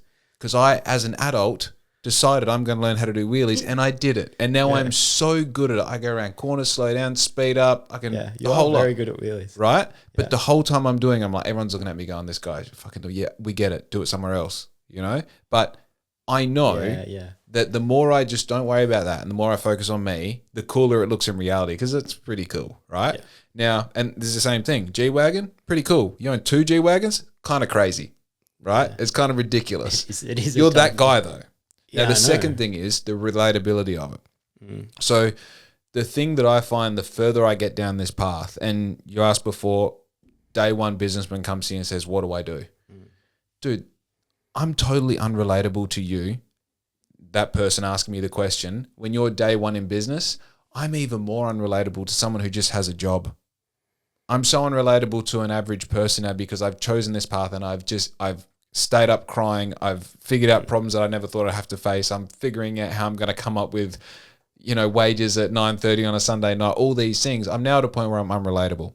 And I think there's a fear there where you go, well, when I have a win, like I know I'm 6 weeks away from seriously leveling up. When I do level up, am I embarrassed about it? Absolutely not. No. Absolutely not. And I think this is sort of a sidestep to where you're at, because now it's like, do I market where I'm at? Yeah, I'm using myself as a tool. Right? Now, we said before... And then, on my personal Instagram, I curate and I very rarely put things up. So many cool things happen, or I do, and I just don't upload because I prefer people not to know. Dude, we're going to come back to that. So with Instagram, we said before that like we're marketed like the get 100x lead retention, all these things. And you're like, well, that isn't real. I know that's not real. You're trying to sell something to me, or you're trying to create this idea of who you are instead of what you actually are. And this is what Elon said on Rogan. Like, I don't have Instagram because it's like this, you're selling the idea of how good your life could be to other people, and then they're reflecting their life on that image that you're creating. And I think because I feel the same, like there's no videos or pictures of me doing wheelies on Instagram at all, right? There might be a couple early Black Ink days, right? And the reason is because I don't want people to think that the coolest thing I think in my life is for everyone else, because it's not for everyone else. Yeah, it's for you. And what you just said before about so many cool things happen in your life that you don't put on Instagram, right? Riz and I talking the other night, and she goes, what do you think about this particular person? Doesn't really have any pictures of him and his missus on his Instagram page. I'm like, yeah, because he's a real guy. It wasn't me.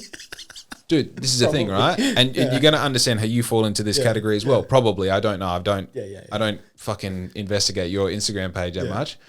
But I said, he's a real guy. If you look at his page, everything is a fuck around. Everything is a joke. Every caption is trying to get a giggle. he's not trying to show you this fake, like, look how good my life is. He doesn't take this shit seriously. He posts ugly photos of himself. And in fact, if you look at my shit, I don't have that many photos with Riz. Yeah. I have stupid things where it's like, you know, there's a classic thing that I always go to in my mind. I'm so high and I accidentally took a picture while the phone was on the ground, the camera's pointing up, and I've gone to pick up the phone and I've accidentally hit the take a photo button, and I'm like looking at the thing and it's like me reaching for a McFlurry in the Macca's drive-thru. Hilarious photo in my mind. I value that being on Instagram over a picture of Riz and I, because Riz and I is for us. Yeah, exactly right. It's not for everyone else. You don't know how good we're doing. You'll see it in 20 and 30 and 50 years' time. Yeah. The shit that I post on Instagram is either to sell you something or to make you believe that this is what my life is doing. And my relationship does not fall into the category of what you need to know about. And I think that's where your pullback is coming from. You're like, well, yeah, it's really fucking cool, but it falls into a category of cool because I like design. I like engines. I like the way that this thing makes me feel. I like that it's an indicator of where I've got to in my journey or career or path, experience, whatever you want. And does that are people gonna see that as me posing this, like, here's where I'm at and you're not? It's like, absolutely not. I don't think that's it at all.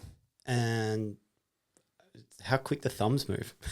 They scroll so quick. Yeah, so yeah, it's like over analyzing, over engineering this whole thing. And Ryan's like, dude, we can make so much cool stuff. It's going to look great. It's not about the thing. It's about the experience. And so, yeah, that's what we're grappling with at the moment, trying to figure out what the right content pathway is. Because I've got a rare business when we're talking about marketing where I can't talk about what we do or what we sell. Yep. And I'm okay with it. And we can't do that legally because of advertising laws in the country. Very, very serious fines there. No worries. Happy days. That's cool. I kind of understand it. Would it make my life easier? Oh, man, it would make it so much easier. Not in an exploit and sell way. In a people will know what we do. In a way where you've got a product to sell and you can say what it is. and to actually discourage the people who don't want that. It's more about that than attracting the ones. We've got plenty of the ones that figured it out and come through from multiple, channels. I've been so burpy. I'm so sorry. Must be the coffee, eh? Yeah. One too many for the day. So we can't talk about things. So now it's about the lifestyle. It's like, this is the type of person that engages with Mode Healthcare and what we do. And this is what well-being looks to us. And so that's the direction that we're going in. And it's not about drugs and it's not about treatments. It's about destigmatizing what healthy looks like and what type of people are interested in health right now. Yeah. I think people would be, if I could take like a snapshot of all the people that come to our business, you'd be amazed with what they look like. Yeah. Like, oh, well, that person owns these businesses, or it's majority of our patients are over 65 years old. Interesting. People don't think this. Yeah. But it's like your grandma, your great auntie, the elderly, they're the people that come and see us, and that's who we deal with. That would be 50%. And then under that age, it's not, it's not what you would visualize once you knew what our business does. Yeah. It's the opposite.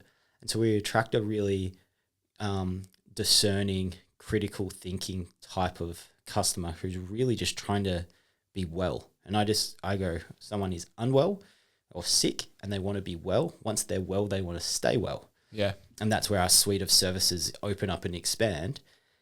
And a part of that's a lifestyle. What's healthy? Well, I don't really consider waking up at 3 a.m, doing 1 million push-ups, eating raw eggs, followed by the sauna and then vitamin D to the bum, contrast. All those things might be good for some people. That's not my personal view of what wellness looks like. I think wellness is you slept extremely well, you woke up at a nice time, might be between 6 and 7 o'clock. I think that's a nice time to wake up. Yep. I wake up a bit earlier sometimes, also a bit later, and that's okay. Yeah. Wake up, go for a nice walk, have a healthy breakfast, have a nice coffee.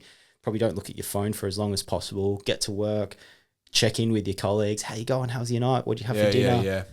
Have a good amount of work, be engaged with what you do.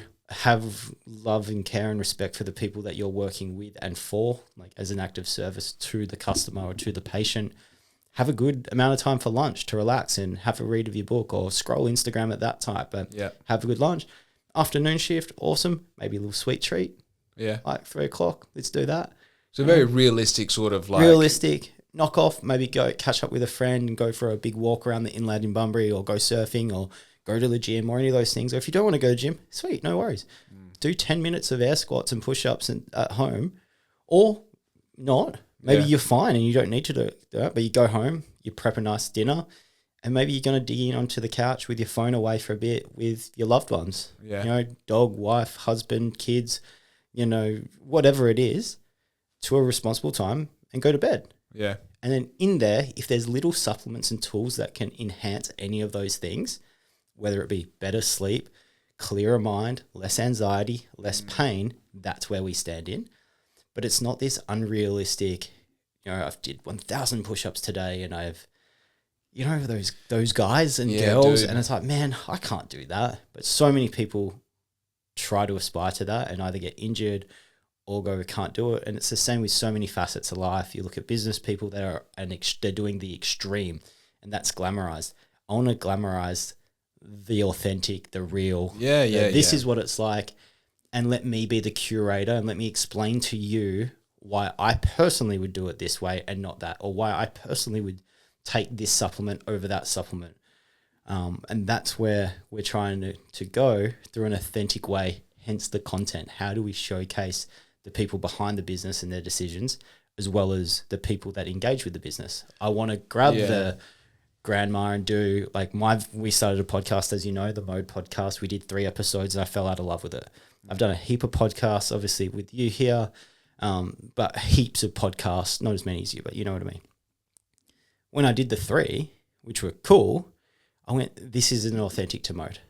It's an authentic conversation, but I actually want to go hang out with that person in their life, both with lapel mics, and just walk around what they're doing. Yeah. I want to jump into their life, whether they're a surfer, an athlete, a gardener, a mom, a dad, whatever it is, and just cruise around with a coffee and walk around. And that's where I want to get to. Yeah. And I think it's going to start with this storytelling around content. Yeah, it's funny. You touched on a few good points here. I think one that really stands out is your ability to, you fell out of love with it, you rip the Band-Aid and you're like, we don't do that. That's so hard to do when you're in business and you believe in it, you spend money on it, you plan it, you execute it, and then you're like, this ain't it.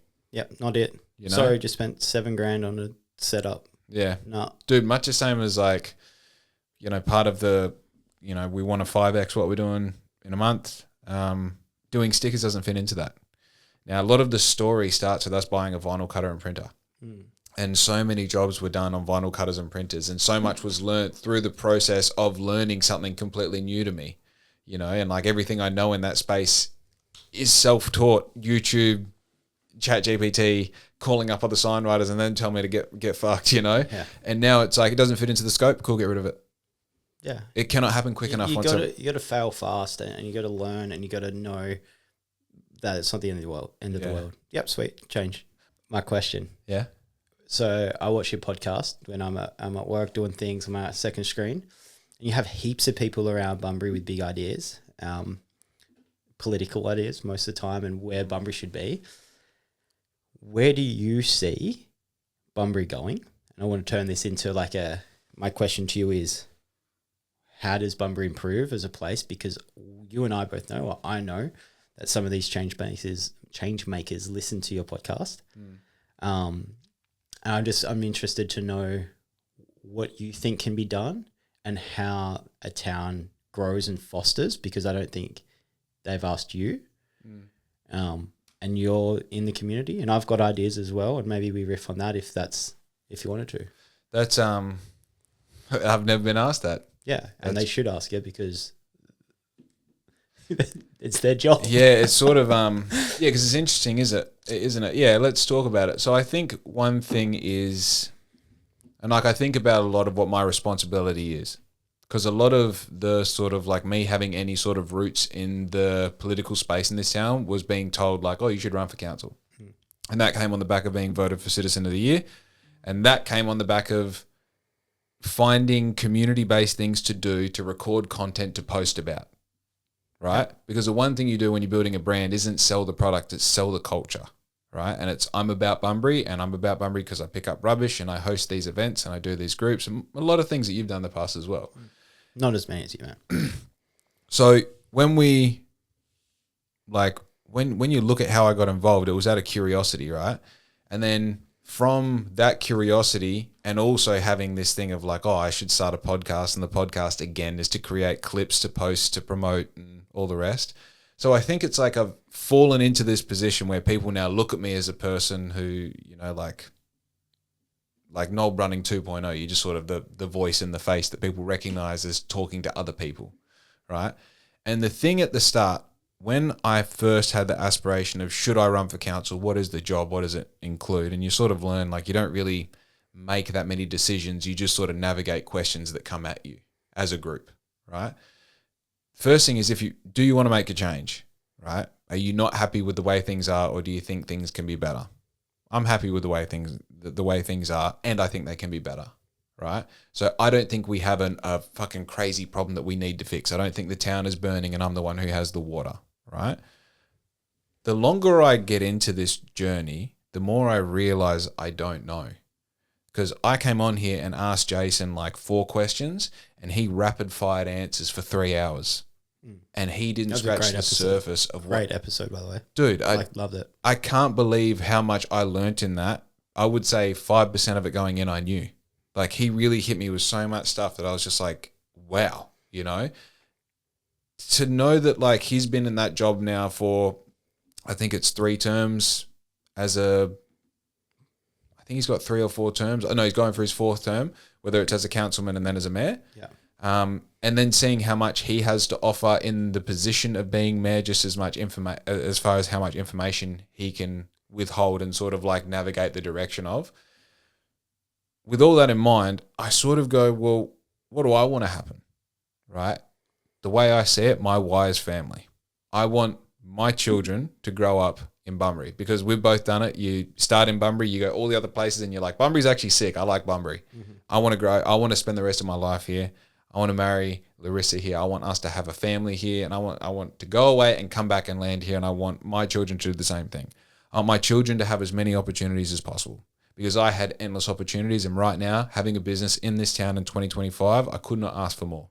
It's perfect population, perfect amount of growth, perfect amount. Like, I think it is absolutely amazing. A lot of people don't agree with that for some reason, right? And I think most of the time, they don't even have a reason. They just want to have an opinion, and negative is better than positive for some reason. Easier. It's easier. So, with that said, I think there's a lot of processes in place that aren't necessary. And I think processes come from people having experiences that are bad, and they have to come up with a solution to make sure that thing doesn't happen again. For example, if you're on a mine site and you fall over, you trip over something, they say, hey, we need to put some tape around that so people don't trip over. And then the second person trips over and they're like, oh shit, we might need to build bunding around it. So they build bunding, and the third person trips over, they're like, we might need to remove it. And all of a sudden, we've made 3 changes over things happening because people are clumsy, not because that had to do it, not because anything had to happen to that thing that they tripped over, right? I think from what I can tell, in my uneducated podcaster point of view, is that things move too slow in Bunbury, unreasonably slow. And I don't know whether it's because there's too many good ideas happening at once, or whether it's because too many people are keeping their seat warm in positions that help make the decisions. Yep. It might be the latter. Yep. Now, you and I both know that we've had the finger pointed at us that we need to get in these positions of making decisions, because, as we've described in this podcast many times already, we move quickly, we fail quickly, we have good decisions, we can decipher the good from the great and the bad, and we can go, right, let's do that. Did it work? It did. Do more of it. It didn't. Get rid of it. Mm-hmm. Right? I think Bunbury needs a bit more of that attitude, because there's no one thing. You can't put an artificial reef in and it solves all our problems. You can't put the swimming thing at Back Beach and it solves all our problems. You can't build this precinct I don't think there's any one thing. I think there are things that have been missed in the past 20 years. I mean, like, I don't know how deep I want to go into it, but I mean, the fact that Prosser had a good idea for the centre of Bunbury and it went out to the Shire of Dardanup, and now look at that. Was that an opportunity missed? What could the centre of Bunbury been now had we had a enclosed boulevard with everything that's eaten fair in the centre of Bunbury? I mean, not saying that Shire of Dardanup doesn't deserve it, but considering we had the first bite at it and said no for whatever reason because we thought Prosser was too big at the time. It's like, brother, Prosser is, we are early in our early stage of our Prosser development. We will one day have so much more because we have the mentality of continuous growth. We're seeing how far we can blow the balloon up before it pops. He's just someone who's been doing it for 100 years longer, right? So I think that the future of Bunbury looks bright regardless because we're in a really great spot. We've got a really great population. We've got a really great growth rate. People are literally changing their lifestyles from city to country life because this is still country life, and they're choosing Bunbury, right? Which means that there's something here, right? I think the more we can get rid of these super slow processes and the more we can implement this new wave of, I want to say young businessmen, because I feel like young businessmen and women know how things work and they can make things happen. And we're so hyper connected now that I believe that we have the tools to make things happen quickly. The more that sort of bleeds into the decision-making process, the quicker we're going to see multiple things happening in shorter time frames that allows Bunbury to get better. Maybe I went a bit too broad on my answer there. No, I don't think so. I think the more I squint my eyes and stand back and look at the greater picture, I think the momentum's there. I think the momentum is moving at a pace that doesn't satisfy me, but I also think that give me 10 years of experience doing what I'm doing, especially look at how much I've grown in the past 3 weeks. Give me another 10 years and then put me in a position on council. Brother, then I think people like you and I can make some serious change. I mean, I don't know how interested you would be in that, but as far as I see in my involvement in the city in the future, it's like, let me get some runs on the board and really understand what builds value, what builds movement, what builds success. And then once I've got more of those runs on the board, then let me apply it to the thing that I love, which is this city. And also, then I'm not on the council to get my $50,000 a year because I'm hoping by then the amount that I would make in that position wouldn't change. I think it should be free. I don't think you should be paid. It either needs to be free or a hell of a lot more. This in the middle place is ridiculous because you're literally, we go back to the conversation that I had with, what's homegirl's name? She's not now a counsellor. She was before, Amanda Yip. Mm-hmm. Is being a counsellor, is being a counsellor a position of civic duty or is it a position of business?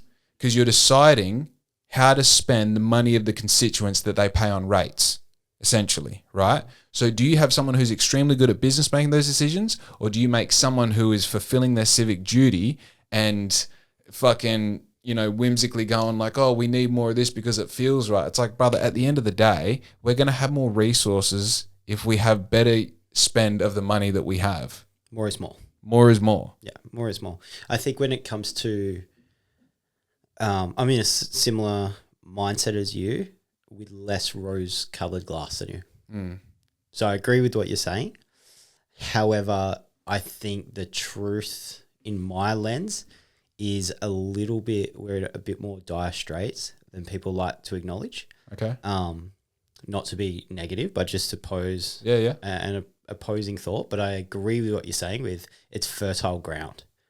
What I 100% agree with is that the pace of decision-making and the opportunities that are here that could happen and that have fallen through the net, I don't think they've fallen through the net because of a lack of trying, but they have failed or gone elsewhere because of the time and pace it takes to get an answer from the makers that be.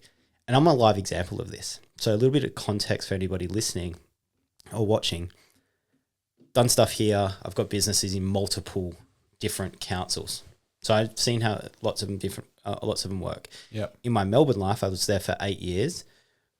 Some of my biggest clients were the City of Yarra, the City of Melbourne, the City of Geelong, Wyndham City Council, Melton City Council, Maribyrnong.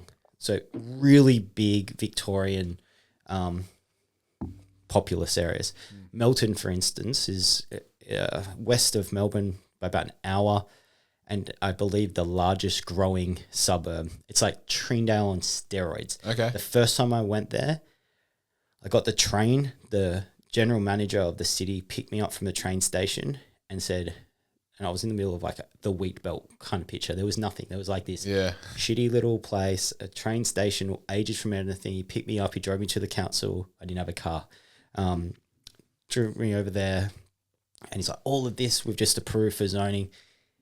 Yearly, I'd go back to do more work with them. They'd call up. They're amazing. George's got this problem. Can you solve it? We've got this much money.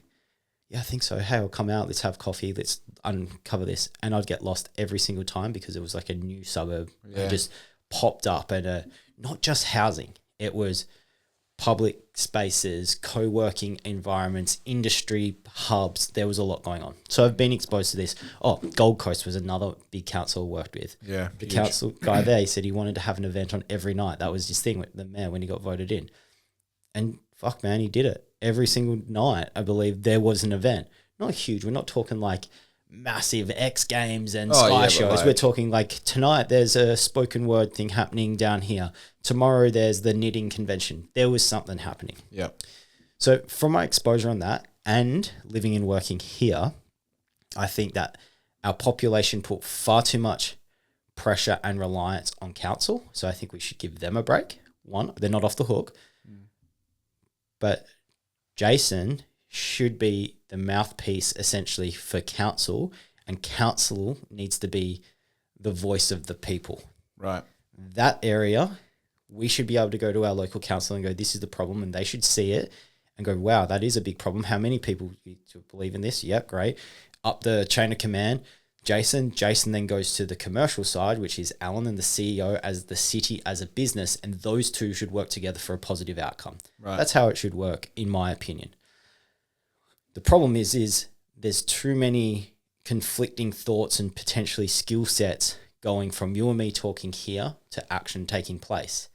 Now, what I always struggle with being around this for a long time is I haven't met that many people in the city or in council that are inherently bad. I like most of them.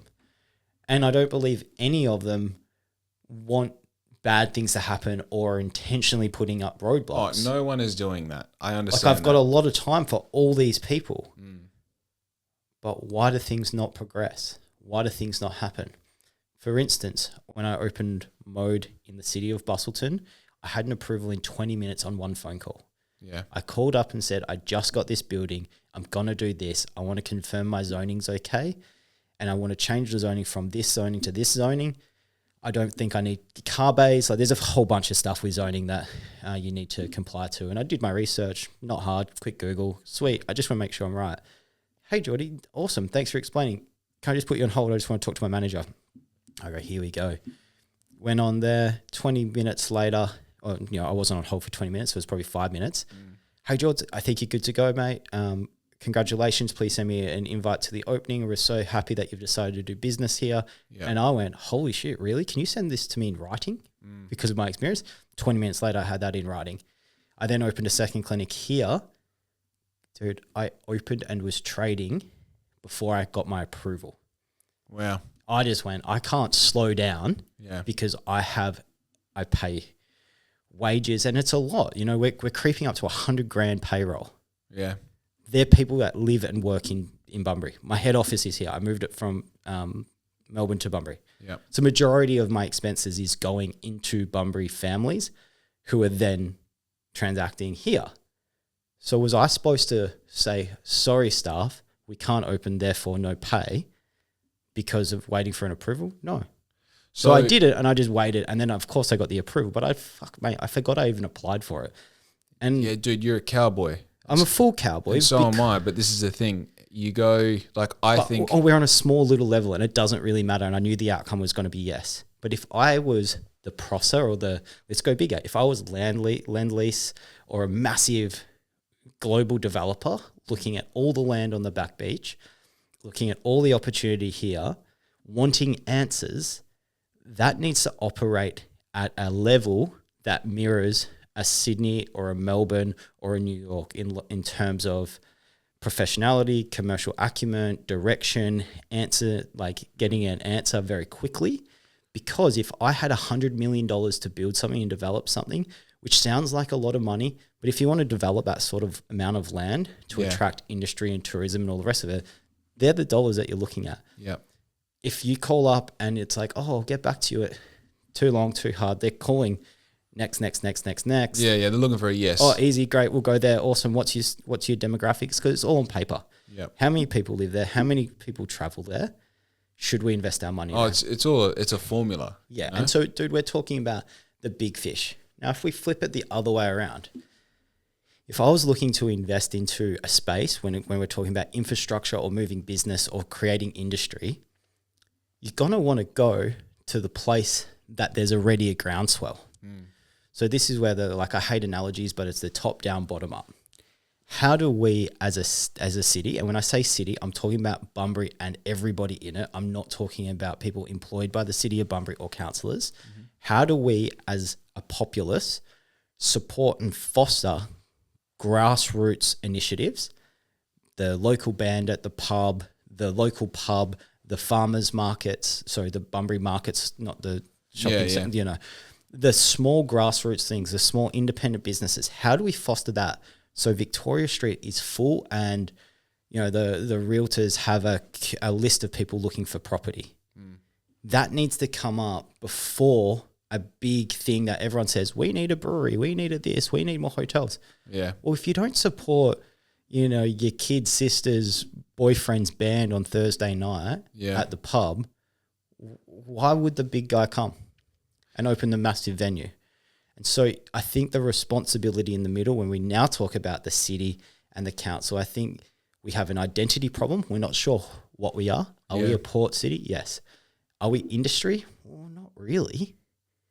I don't think we're an industry. Our city centre, we do have Dalyellup and Eton and outer suburbs, Australian, Treendale, all that. Yeah, sure, let's argue, could have that been in town or didn't? The fact is it's not. Yeah. So I believe that the identity issue that we're facing is we don't know what the CBD should be. I believe it should be tourism heavy. I think Bunbury should be the gateway to the southwest. I don't think the outer ring road means anything because people don't get in their car in Perth and go, let's go for a drive and see where we end. Yeah. They go on Instagram, TikTok, YouTube, talk to their friends and go, I went to this epic place name the town, and then it plants the seed in my head, and then I plan my trip there. I don't give a shit how I got there. I'm not going, oh, geez, I'm not going to go to Bunbury anymore because the road doesn't direct me there. The road still goes there, guys. Yeah. The road goes there. When I'm sitting in Bunbury on the weekend deciding where I want to go outside of Bunbury, I go there. Oh, let's go to that winery in Margs. Let's go to Dunsborough. Let's go to Yellingup. Let's go. I very rarely go north. I pretty much always go south. Yep. And I'm going to the place. And it's not the town. I don't say I'm going to go to Dunsborough. I go, I feel like a pizza at Bungalow. Let's go. Good tunes, good booze, you know, good vibes, good pizza. I'm going to go there. So how do we attract people to invest their time, money, effort, put everything on the line in this very volatile, scary time, as you and I know, to start a business? How do we say we're open for business, come here? Because right now I don't believe we're open for business. I think we've got an identity issue. I don't think the people who have their hand on the steering wheel really know where it's going. There's big ideas that I agree with and I've had amazing conversations, and I think the answer to everything should be yes. And how can we make it happen? The reef, why are we talking about it? Put it in. Yeah. The swimming pool, why are we talking about it? Put it in at the same time as the reef. Link it as a precinct. Yeah. Like that's how I'm kind of looking at things. And the more that I'm in business and the more that I interact with people doing really, really big things, like I think the pools, let's call it 10 million. Great, do it. Yeah. City, go get a loan. Yeah, just do it. I would have to get a loan for my business. You do it for your business. Your business is running the city. All right. So you've highlighted a lot of good points. I think there's a lot of like peripheral questions that go into it. The first one was Busso, 20 minutes, Bunbury, 6 months, whatever it was, right? Mm-hmm. In turnover time from here's a question and here's an answer. Yep. What's in the way? The seat warmers. I think people are too scared. So the decision makers, and again, I haven't met the people directly. I've been told, hey, if you get a meeting with this person, cancel it and wait until you get a meeting with this person in a certain department. right? And I've been told that from people who do things. People are movers and shakers, and I need to get some sort of approval, and you need to talk to somebody. Hey, if you get so-and-so, just don't do it. Just cancel. And then on these days, this person's in, it's easy to deal with them. Dude, that shouldn't be the case, man. That almost makes you angry. It fucking is infuriating, dude. Because it's also really that person's crazy. probably getting paid 70 grand a year. Dude, 170 grand a year. And we're paying for it. How's, I can't talk about it because I don't want to, but I will. There's this thing that the city was getting rid of that I was like, are you getting rid of that? Yeah, that building. Not building. It was like let's call it an asset. And they're like, well, it was an asset at one point. Now it's rubbish, right? And they're like, oh, we've actually paid the contractor who got it to this stage to dispose of it. I'm like, oh, I'll take it to the bin for you, meaning I'll keep it. Like I can use that, right? Yeah. And they're like, all right, just let us we'll do this the right way. I'm like, cool. So an email got sent, and then that email got forwarded to another person, and that got forwarded to another person, and then they organised a meeting at the site of this particular asset, and then the city representative didn't show up to the meeting, and then it turned into a form, and then the form got filled out, and then they said, yeah, you can have it. The whole process took 3 weeks for rubbish, right? That they'd already agreed the contractor could dispose of it for them. That's the problem, Jordan. I know, man. That's the problem. Like, is it rubbish? Yeah, you can have it. That's the answer. And I'm not saying that because I'm the one who benefits from it. I'm saying that because I have to make decisions like that every fucking day, all the time. Yeah. And it's like, we don't have the time to be stacking these problems up when they're not problems. Yeah. Because then when a real problem comes along, it all gets filtered into the same category of like the ocean pool is as important as the shit we're going to throw out. How does that work? Man, I think, so the question that we both get asked all the time, run for council, run for mayor, I'm no good there. I'll get so frustrated, I'll end up jumping off the tower. You know, there's no. I am a far better use in the community right now. If there was any job there, I think Alan's doing an amazing job and he should keep going. And I hope he does. And if I'm in a position when he's ready to retire, I'd prefer CEO role than mayor role. Interesting. That's far more interesting to me because that's managing a business. Yep. Jason does an amazing job, I believe, as mayor. Everyone can do better. I can do better. You can do better, right? But I think that's really good. Yep. And I think the power of the people is what's missing. I don't know, one, do I have the energy to harness the power of people? I think you're doing a great job, your growth club and things you're doing. There needs to be more of it, and that should be supported from city and council. Right. I think that the city needs to foster the new young blood of business coming through. And we're not kids. I'm 34, you're 32. Put some fucking money into this, guys. Yeah. Because the old guard, guess what? All those shops in town that are owned by people in their 50s and 60s and 70s, they're going to retire and I'm not going to buy it. I'm going to wait for you to go broke and just open my own version. So true. Or I won't because you piss me off and I'll do it somewhere else. I'll do it online. Yeah. So how do you foster a fertile environment that attracts new blood or encourages our own Bunburians to open things in town in the right way? There's lots of empty shops that are held by landlords that are older. Yeah. And they sit there empty, city, rent them, say, we're going to put money into an incubator and you got to do this little course with us. This is what I did for the city of Melton, I think it was, or Maramaton. There was 10 young business people that I mentored for 10 weeks.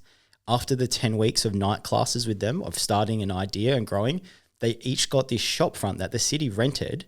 I think it was for a week, but then it extended to a month. So it was 10 months. Oh, yeah. And we go, Jake, here's a shop on the main street in town, and it's got the fit out and the racks, and all you need to do is log into your Square reader here. Yep. Now you just bring it on your phone, and you've got free rent for 10 months. Yeah. Or for 1 month. In that 1 month, hey, you might make 20 grand. Easy. I remember one of these businesses made just a bit, I think it was 28,000. Yeah. It was enough money for them to then put the deposit on an actual property to rent. Yeah. And then it filled the shops. And then slowly, not all 10 businesses are going to do that. They're going to figure out pretty quickly that this is a shit idea and it's not worth me investing my life into it. Great. That's a positive outcome too, but they've learnt the skills to do it again. So I wonder what things can happen there. I think I've suggested something very similar to someone of influence on this podcast recently, because it's definitely, I was like, you know, where's the, okay, this I think the old Hillsies building just got rented out. It's not a great example, but that is like very similar to what you did with Maker & Co. Yeah. Here's 10 spaces, right? And instead of going, Jake, to take your business to the next level, go commercial, you're going to need $50,000 a year and then insurance and all the rest. It's like, here's a spot that costs fucking $100 a week that you can have, if you can figure it out and put your mate who's got a business that supports yours and you support theirs, and that's 100, and all of a sudden, like I feel like the step between where I'm at and where I want to be.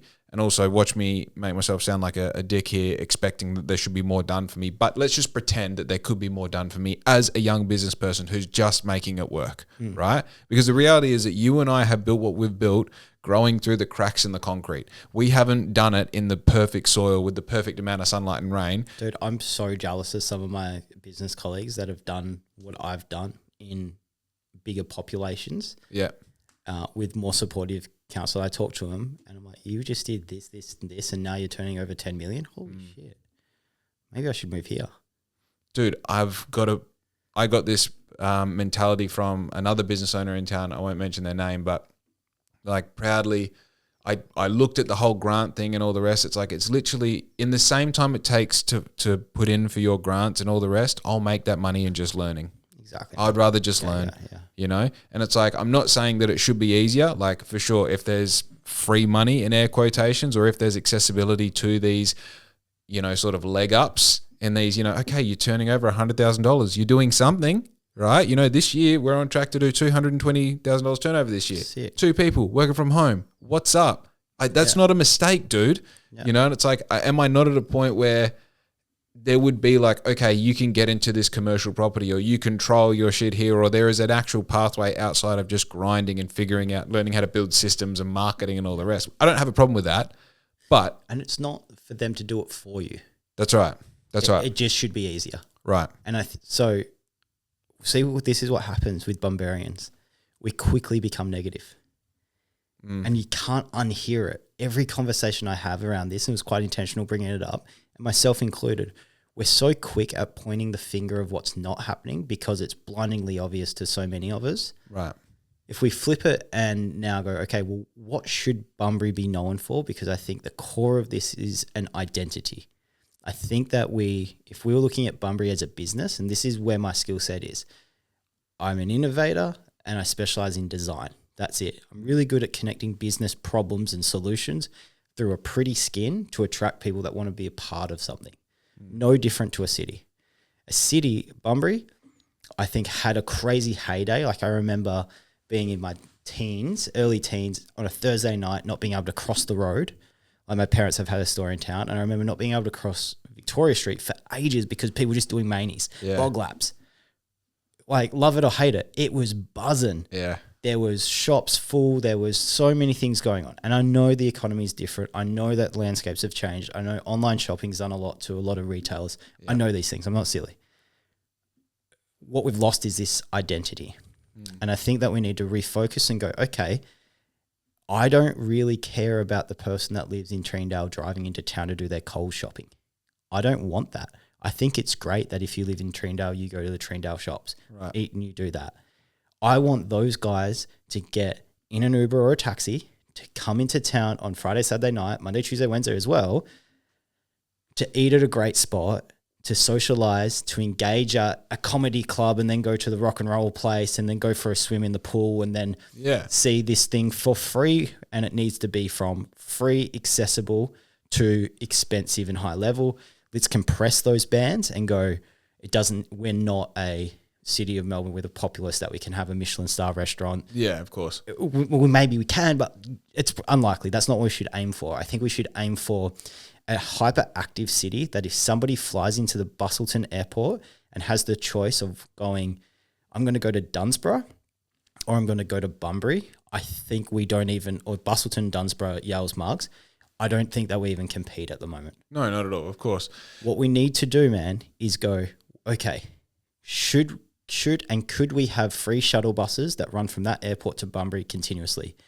There's fucking 4 flights a week. It's not hard to schedule. You know, like once a day, the plane lands, people get off, a certain number of those need to get to Bunbury. There's not many ways to get to Bunbury. Yeah. There's no train, there's no bus. Have a Bunbury bus branded. from Bunbury in the railway area, the old bus station. Yep. Turn that into like welcome to Bunbury, and inside there, my vision for that space is to have like the taste of the Southwest. You have Margaret's River Coffee Factory, you have Eagle Bay Brewery, you have Beer Farm, you have micro stores there opening into Bicentennial Square. Yep. That can have a place that you can eat and drink and listen to local live music. And there's shuttle buses going up into Fergie Valley and down south. And it's just on a loop. You can jump on and jump off whenever you want. It's not super expensive to do that. Could do those things, and that's grassroots and it attracts people. From there, outside investment should look and go, they're giving it a crack.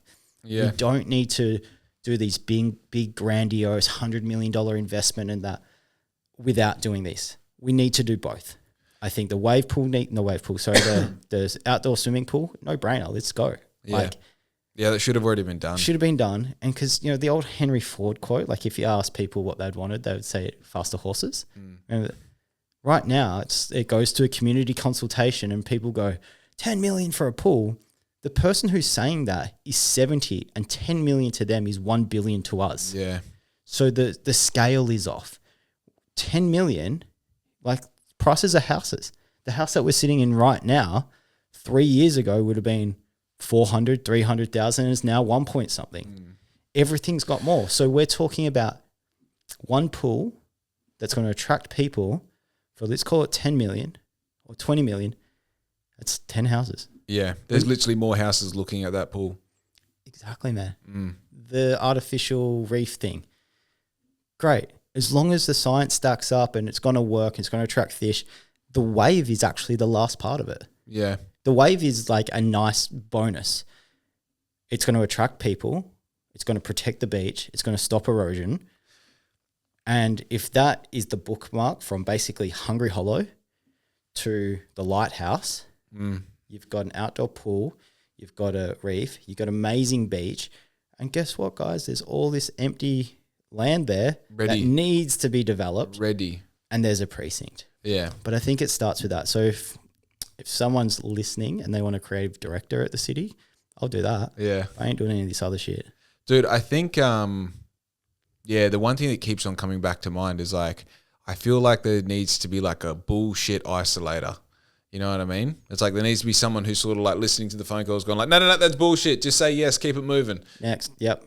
And like I know that it's a ridiculous idea, but I think it's an actually quite sound idea because that's half of my brain. When I'm reading him, that's bullshit. That email doesn't matter. That phone call comes in. That's bullshit. That doesn't matter. That we need to focus on that. Yeah. Let's do that. I think most of the population, man, we've become numb, and a good idea will get off the ground, and we'll get the momentum's there. Oh yeah, this is so sick, and there'll be heaps of people the majority of people will say that's a great idea. Quietly, the minority of people that hate it will scream from the rooftops. They'll go down. They'll harass counsellors, and they apply pressure for some unknown reason. Fear of change, maybe they're scared that they're not going to be able to get a parking spot where they're used to. Well, fucking move, right? Yeah, dude. Who cares? And that shouldn't stop things. Like it shouldn't stop things. Like the squeaky wheel gets the oil. Yeah, that's what's happening. But we need to go. Oh, hang on. I think one thing to recap on your question to me is like, what do I think? I think that like right now for the past 20 minutes we've spun our wheels, right? For sure. Like it's one of those things where like, look. There's a fucking homeless issue worldwide, not in Bunbury. Worldwide, there's a homeless issue. There's, stunted growth. There's too many decisions that are getting lost in a sea of important and unimportant decisions. There's too much red tape, bureaucratic nonsense, right? I think this is the problem that we're talking about is so wide and requires so many specific job roles to lean on each other in a way that's actually effective, that we're looking for a Hail Mary at this point, right? I think it's possible, right? I think that as you've identified, you have a creative director position in that leaning of roles, right? I don't know what mine is. I don't know enough about my skill set at the moment. I'm still trying to just live. But I think that there is somewhere in there for me to belong as well. And I think it involves, we would know a heap of names that would fall out of my head, that it would work really effectively. But none of this works. No one's going to put energy into this unless the nucleus, being the city, the governing body, they are the everything here. If it's not going to happen from there, it doesn't matter how many conversations happen here. So I think getting to the nucleus of this is, what are the triggers inside of the organization which runs the population and the land? We know people inside there. Jason was on here. Heaps of great ideas. I went to school with Jason, know him really well, and I believe he's a good person to lead this. Same with majority of councillors. Same with the people that I've met in the city. There's lots of people that want to really do good things. How do we tell them and how do we show them, hey, there's a bunch of us here that want things to happen. Don't be afraid of making the hard decision to piss off the old person. We got your back. Yeah, I think also we have to acknowledge the fact that that's a very vague thing. So let me restructure the question to you. If the city were here right now, represented as one person, and said, okay, Jordy and Jake, what is it? What's the time frame? Who's involved? How many people and how much money do you need for you to do the thing that you're talking about? It would be, we need to have a small hit group. It is not it's not a committee. It is a small amount of people that all decisions need to go through. And I'm not talking about decisions about the corrallers and the running of the business, like the birds and the street sweepers. No. I'm talking about a development squad that are of people that are not going to be paid for this. So there's no economic driver here. I'll be on it. I'm not going to get paid for this. And the point of it is to outwardly go and attract businesses to invest their time and move their business to Bunbury. And it's going to be, hey, we only say yes and we cut through every ribbon for you. We will do it for you. That same crew then has an inward facing crew that is, how do we support local initiatives and local businesses to thrive in our community, and how can we make it? So we're almost creating the very start, like the nucleus of a new operating model for the city, which is a group of yes men and women, right, that say, yeah, we can do this. I know how to get that development approval. I know who to go. I know who owns that or what the rules are there. Yep. And it doesn't get caught up in the levels of bureaucracy that takes 3 weeks for a meeting. Yeah. I think we need to pull it apart, and it's, like a little squad on the side. How many people is this, do you think? I think you need to have the mayor, the CEO. And when they're there, they've got their yes hats on. I think you have to have like director of development, McRoberts. Another like great ideas there. They can kind of muscle through and direct through to the right spot. And then let's call it 4 other people. I'm not too sure who they would be. Hypothetically, say you and me, but there'd be better people than both of us. Not that many. Yeah. Budget wise, I think there needs to be a limited budget of wining and dining budget. This is going to sound ridiculous, but if you're going to go to Perth and go, hey, Gage Roads, love what you did in Freo. Guess what? We've got a port too, and that outer harbour doesn't really get used. We'll give you the land. That's the type of conversations that you need. Now, if you've got the stuffy old person that's never, and age isn't the thing here, but the person that's kind of going to go to them and just make a fool of themselves. Yeah, here's a PowerPoint presentation. That business is going to go, guys, what the fuck are you doing? I'm not Yeah. doing that. So I think it needs to be the right people to go and door knock and go, we want you to do this. If yes, amazing. We're going to cut every ribbon. We're going to make this happen, and we will invest into it by X amount. So maybe there does need to be an investment pool, which would be a good couple mil. If they say no, the person that starts that conversation relationship needs to have the skill set to go, hey, owners of Gage Roads, respect that you said no. Can you tell us exactly why you don't want to do business here? Dude, this is just all fucking business stuff. The whole thing's a business, man. So I'll both defend and like offend what you're saying. Yeah, go. There needs to be a dinner allowance. Yeah, right? that's what I said, wining and dining. So Yeah. So that on the front, you're like, so you want to spend city money on getting drunk. But hey, this isn't about getting drunk. This is You've got a business in Perth that's really amazing, or in Margaret River. Let's say Margaret River. There's some great things down there, of course.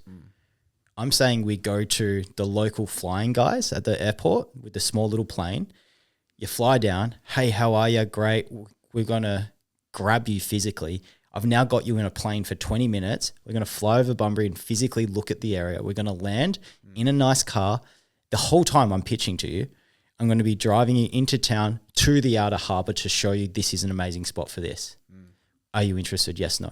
The person who that we're trying to wine and dine, it needs to be effortless.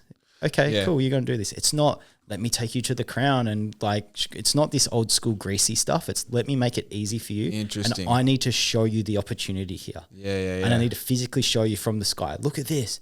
When it's onshore wind here, that beach is beautiful. When it's offshore, that beach sucks, but this one's beautiful. Yeah. Look at this beach out here at the end of the harbour that's closed that no one can get to. Whole nother kettle of fish, but imagine. So there's so many things here. I don't know if any of these are right.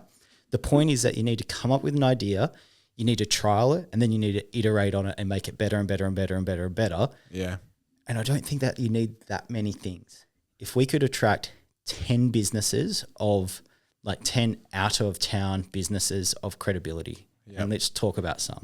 We already did. Gage Roads, Shelter Brewing, Beer Farm's another great one, probably fits Bunbury vibe a bit more. Eagle Bay Brewery, I know they're all booze related. There's Edwards and Co. Wine down south is amazing. Right. Lewin Estate, all these big ones that people literally travel around the world to come to. Could you imagine if we just took some of our city assets and said, there's a cellar door in Bunbury? Yeah. And the person, I have friends and family that come across, and lots of suppliers fly to see me almost every week. They fly from Melbourne or Sydney to Busso. I pick them up, or they rent a car and they come here and they go, oh, great, I'm going to go to Margaret River. I've got the next day. Yeah. They don't realize that Margaret River is 300 Ks wide. Yeah. And you're not just walking to a spot. It's all pretty spread out. If you had Bunbury as the hub, which is the taste of the Southwest, and we can handpick the best of Fergie Valley, the best of Geograph, the best of Margaret River, and have it as a showcase city, people will come here because driving sucks, man. Yeah. I think it's such a. I think keeping it small is powerful because they're not having we need to have a meeting about this. It's I think that to be able to make decisions quickly, and we're in a beneficial position where most of the time it's I'm running a big decision through Riz, medium and small, I make them and you execute really quickly. I think I feel like you almost are adopting that cowboy-esque mentality of just there are going to be people who don't like the decisions that are made, and you're not going to understand why they're made until they're working in 5 years' time, and then you're going to be glad. Yeah. Example of this, Jason talked about the amalgamation of suburbs in Melbourne, and people hated it at the start, even the people who were in power that were saying there is no way that this is a good idea, and then years later we're admitting it's the best thing that happened. Yeah. Now, I think the thing that you touched on before is this stereotypical character that we're building, the 70-year-old that doesn't know where they're going to park. Well, the one thing that humanity does really well is adapt, right? And Bustleton isn't what it was 20 years ago, and somehow they've adapted to being a great tourist city. Somehow they've made things work, and as new problems arise, industry and people and smart has come along and made adaptations that have benefited them. Yeah. Dude, hey, you got to go to Perth tomorrow, for instance.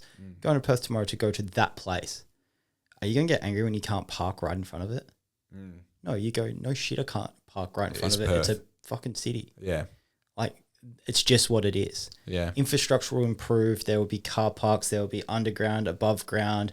There'll be all those things will happen, but it needs to happen for a reason. It needs to happen with time. When we talk about making things smaller, I believe that whatever happens in the direction of this has to happen at the same time. That's the magic. Yep. You can't open one thing and hope that the town's going to survive and be the best thing. The pool, I don't think it's even a big enough thing. It needs to be a pool and a this and a precinct and a that. But as soon as you start having those conversations, people lose their mind and flip out. Yeah. So when we're talking about attracting multiple different things at a time, to make this idea smaller, it's not 10 venues. It's not 10 individual spots. It would be beautiful if it was. It's likely one mega spot with 10 tenancies. So I can walk to that place, and inside of there, you can get a handful of chocolate. I can get a burger, and then old mate can get like Amelia Park lamb down there. Oh wow, Amelia Park, yeah, they're biggest exporters, or you know, Harvey beef, or whatever it might be. Yeah, you could curate that in a smaller way in a city asset, and the city could just go, hey, if you want to do it, there you go, there's the budget, and remove themselves from the problem.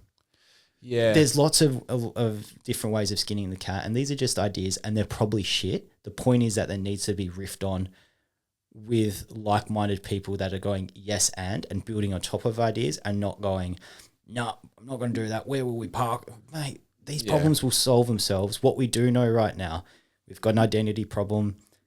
Lots of people grow up here and leave. Why? Because they feel like there's more to attain somewhere else. Yeah, sweet. Yeah.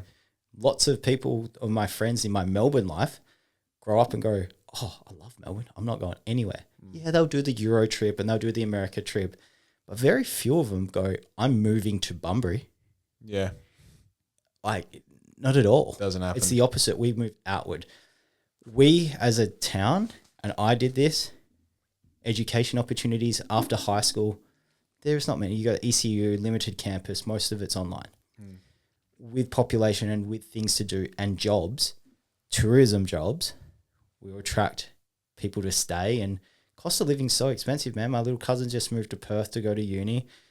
Like, cool, rent's going to be 30 grand, plus you haven't eaten any food yet. So, you know, like, how do you do that? Yeah. If you're your parents support you, if you can. Most parents can't, because they're struggling to make ends meet themselves and make their own repayments. Yeah. So people are going to stay. It's bloody expensive to go anywhere. Our dollar sucks. Everything's gnarly.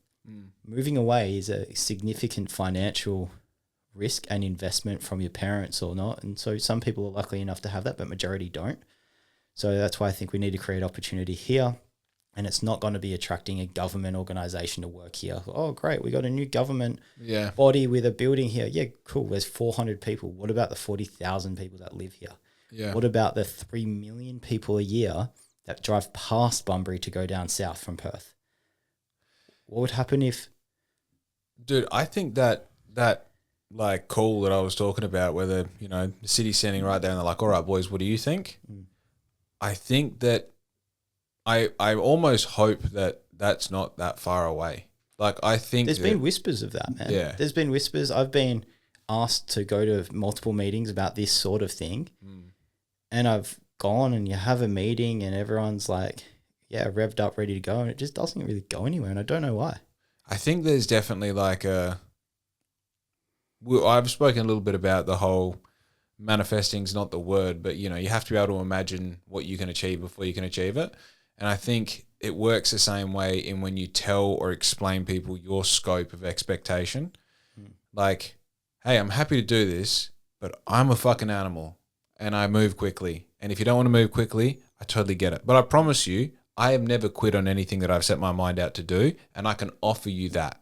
Yeah. But it comes with this set of rules, and the rules are non-negotiable. And I'm happy to be the bad guy in whoever's eyes who I need to be to make the thing that we want to happen. Because that's what we're doing. We're turning your thing into my thing as well. So now we are going to get this car traveling that direction at 1,000 kilometers an hour, right? If you can do that, great. Now, I've given that exact formula to people who have wanted me to do things for them in the past 5 years especially.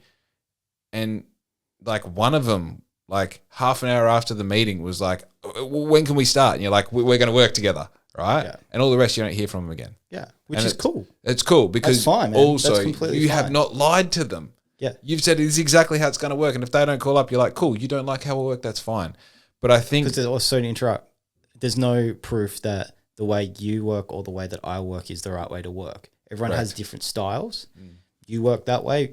It's been good so far. I work my certain way. Been good so far. Yeah. When we're talking about a city and the ratepayers' money, there's a different weight of responsibility.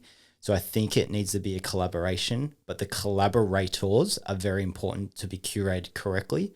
So the right people in a room. If you and I are in the room full of no people, we don't go back. I don't. And that's why anytime the conversation is, you should do this or you should join that, I don't have the energy because I know what's going to happen and I could put that energy into my own business and do it. But it's very disheartening because I want the same as you, my kids, your kids, to grow up in a thriving place that has opportunity, has things to do, is really safe. I think we're in a position as a town I don't think Bunbury should be like this big city, and we're kind of land like sea locked, so we kind of can't anyway. But the town could be pumping. It could be so good and an amazing place to grow up. I loved growing up here, and I think it can get better with a few little tweaks. And if we don't do it, our competitors are going to. Yeah, 100%. They already are. Yeah. Yeah, and that, I mean, Tommy Dillon came on and listen to that one. Just, dude, hammered that point in, you know, and I asked him at the end, I was like, you know, you seen Bunbury 100 years ago and you see Bunbury now, what do you think? And he's like, got a lot to answer for.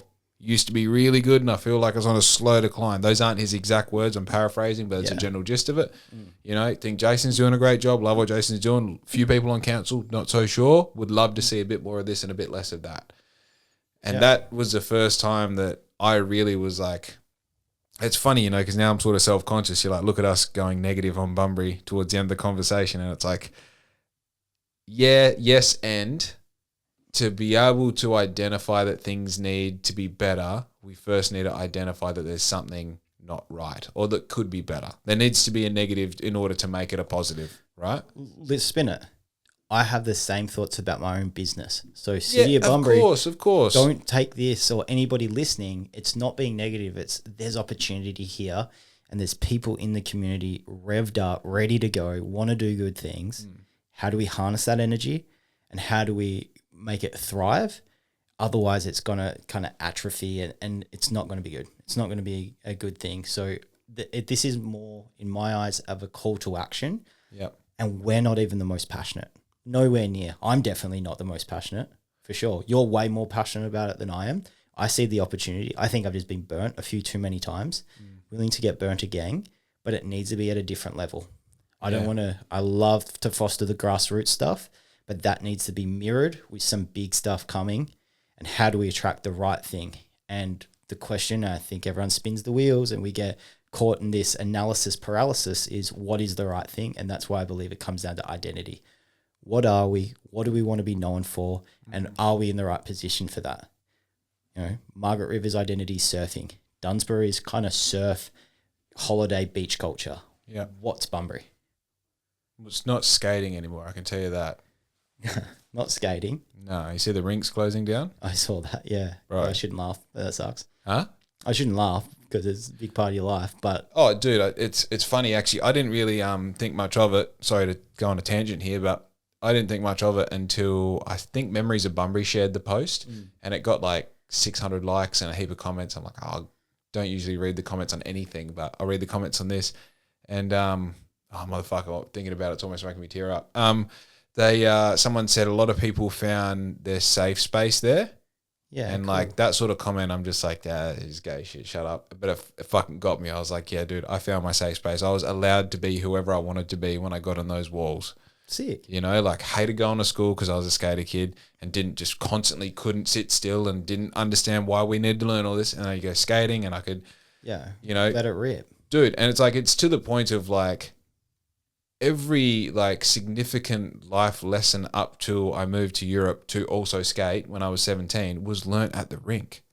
You know, like how to navigate being weird, how to navigate, you know, liking girls and being good at something and losing and winning and training and committing and giving up and coming back and all these things, you know, like so much was learnt at the rink. And that's, for some people, that's surfing or football or art or singing or whatever it might be. For me, it was the rink. And I think like it's almost like a metaphor for Bunbury, the rink shutting down for me. I feel like something like the rink shutting down, and I'll be totally honest, and I don't mean this in an offensive way to the owners of the rink. I love Sue. I've got a lot of time, like a lot of space and a lot of love for her because she did provide that space for me. I think that the business aspect of it could have been a lot more powerful. I think there's a lot of potential there. Even now, I think... Yeah, always easy to say from afar, but yeah. Brother, I think I could swoop in now and create a real culture there moving forward and still keep the rink active. Can I afford to? Not at all, you know, time, money, all the rest.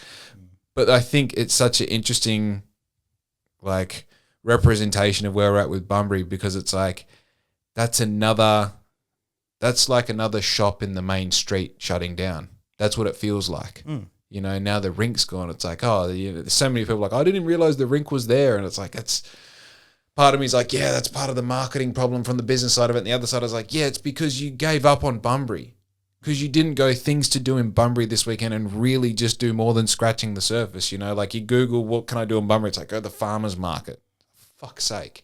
You know, like what else is there to do? Ask your friends, what's going on? Oh, the general session's 5 days a week at the rink. Damn, I might go skating. Haven't done that in years. Let's go try it, you know? And yeah, And mate, that same thought is going to happen over and over and over again, because we need to figure out how do we attract people here. I don't think we have the population to keep our own businesses alive. That's the facts. Do you think we're seeing a pattern of negative returns because of that statement? I think that economic flow of money is so heavily online. So I live in Bunbury, and a lot of the things that I purchase are from outside businesses, right? So if I want to buy something, my mum owns a retail store here. My parents have been 25 years, and I still buy stuff online. That affects the local retailer. Yeah. The local retailer doesn't have the money to buy the things that I or you might want to buy. So they have to pick the lowest common denominator to try to turn it over. That's the same with the food that people put out, the drinks that people have, the clothes that they have, the experiences that are available in town. Because our identity is so lackluster that tourists don't really come here as much as other places. Yep. So our tourism population's down because of a lack of experience in both retail and hospitality and kind of tourism things to do.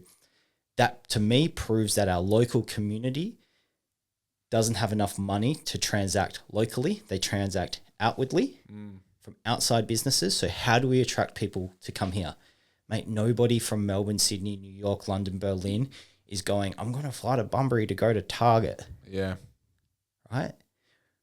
People from Perth aren't coming to Bunbury to go to a David Jones. So get that fucking out of your head. We don't need a David Jones or a Myer or that sort of stuff in town. Every major city has that. Every major city has a Zara and a H&M. We don't need that. It's so close, and we're doing fine. We need independent, crafted and curated experiences that people come to us and go, that is so fucking cool. There's so many different things. And if you live in a city, you're going to come here for that sort of stuff as opposed to going else. Everyone's got that stuff elsewhere or at their fingertips. So that's why I think that identity and curation needs to be about attracting tourists to Bunbury, because guess what? Bunburians will follow and will go, yeah, how good's Bunbury? Yeah, it's interesting. Mate, when people travel, I'm guilty of this. Hey, mate, where are you from? Oh, WA, whereabouts? Oh, just near Margaret River. Yeah. That tells 2 me hours enough. south of Perth. Anyone listening, I guarantee you've said the same thing. Oh, just near Margaret River. Yeah. We don't say Bunbury, because when you say Bunbury, they'll say where. And then you explain, oh, it's near Margaret. Oh, near Margaret River. Yeah. So you skip the step and you say, I'm from a place near Margaret River. Yeah. We got to change that. I'm from Bunbury. Oh my God, I've heard great things. Dude, I spent time in Portland, Oregon. That place fucking sucks. Right? What's there? Nike campus. Nike comes from Portland, Oregon. Yeah. You walk through town, their homeless problem makes ours look like absolute beauty. Child's play, yeah. There is some serious issues going on, but I still think of Portland because they fostered the local community. There was this amazing spot, forget what it was called, but it was the best restaurants they'd open in one big space. So we go there. Oh, yeah. You get like a hot dog, I get the pizza, you get the pho, I get the ramen, and it's in one spot because there were so many tourists going there that the restaurants were continuously booked out. The weather's kind of poor, so the outside food trucks couldn't really operate in winter, so it went into this spot. And people go there. Maybe it was Pier Street Markets or something like that. Same thing, I went to a similar one in Paris last year. Same sort of thing, and people go there. And I know I'm naming big cities, but we've got amazing food, amazing drink, amazing produce. Oh, look, and also if it works somewhere else, it can work here. 100%. That we're not trying to create something new. It's like literally you can go to the Gold Coast and go, like the Gold Coast isn't that big. No. Right? And it's like if it works for I don't know. Dude, I must admit, this is the most self-conscious I've been about a podcast in so long. I felt like I put myself out on a limb like half a dozen times. I hate myself. This sucks. I'm here to challenge. I think it's just interesting that somehow we feel like we're trying to recreate the wheel when the wheel exists all around us, and we're sort of sit here going like fuck, where do we do you start from the outside or the inside? Mate, the system's there. The wheel is there. We don't need to recreate that. We need to decide what do we want the wheel to look like. Yeah. That's the identity. what it is. It's identity. You know, and hey, I should say there are tourists that come every day. I hear about it. There are people moving here every day. We are doing good things. We are winning.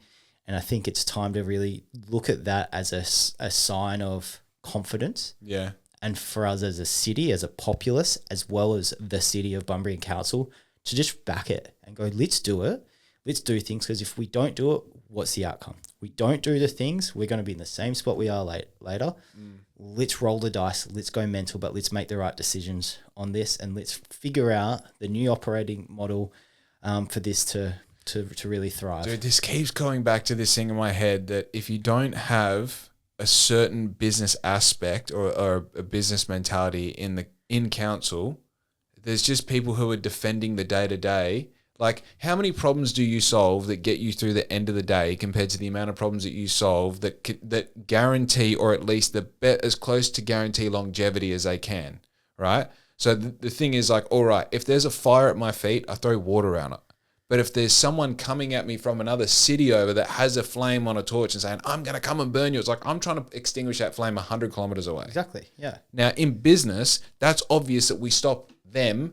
I mean, yeah, I don't even have to put this whole fire out as long as it doesn't hurt me, right? But that's what I'm focused on. And I feel like without that sort of mentality, you're constantly just going like, are there any fires around me? Oh, there's one back here, you know? But you're talking about, you brought it up before with like the tape and the fence and that analogy.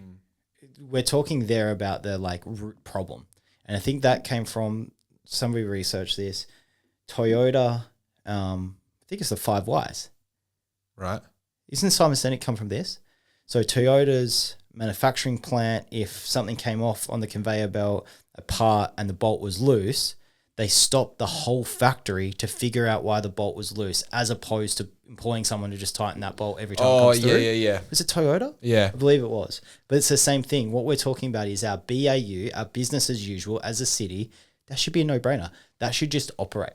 There shouldn't be fires to be put out because the processes are there. It's really easy.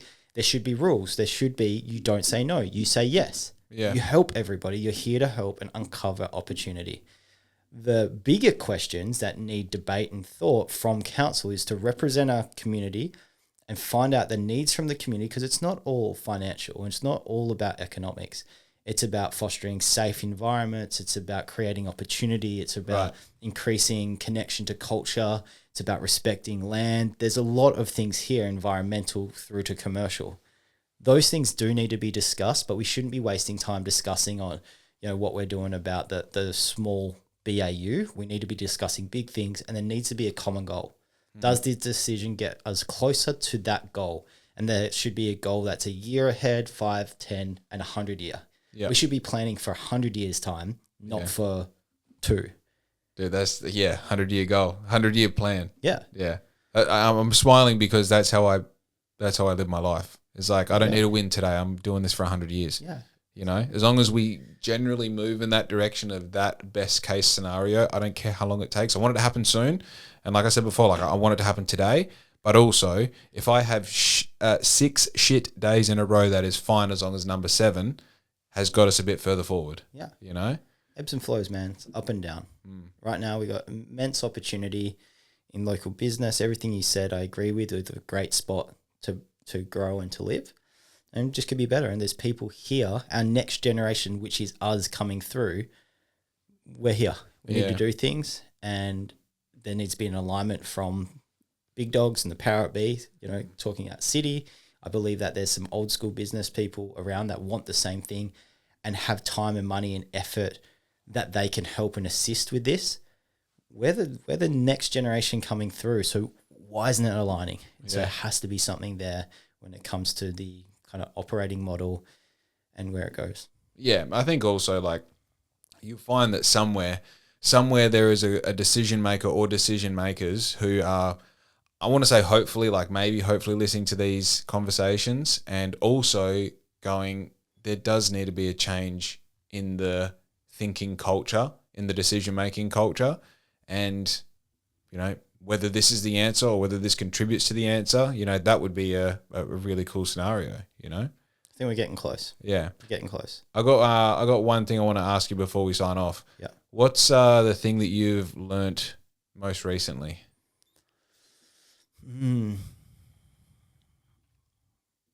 Don't chase the shiny ball. Don't chase the shiny ball. So don't be a magpie. So what I've most recently learnt is opportunities pop up in front of us all the time, and you need to learn the skill to perceive what's a shiny ball that is too good to be true, and maybe don't waste your time there, versus what's a really nice opportunity that aligns with your goals. If these things align, it should be very easy and should just flow into each other. If it's forcing you to change direction too much, then it's probably not right for you. And so I think this is where I was harping on before about authenticity and staying true. So yeah, if something's too good to be true, probably is. I like it. Let's wrap it up there. Let's wrap it, mate. Thanks for having me. Be good to your mum, because we're out. Hey.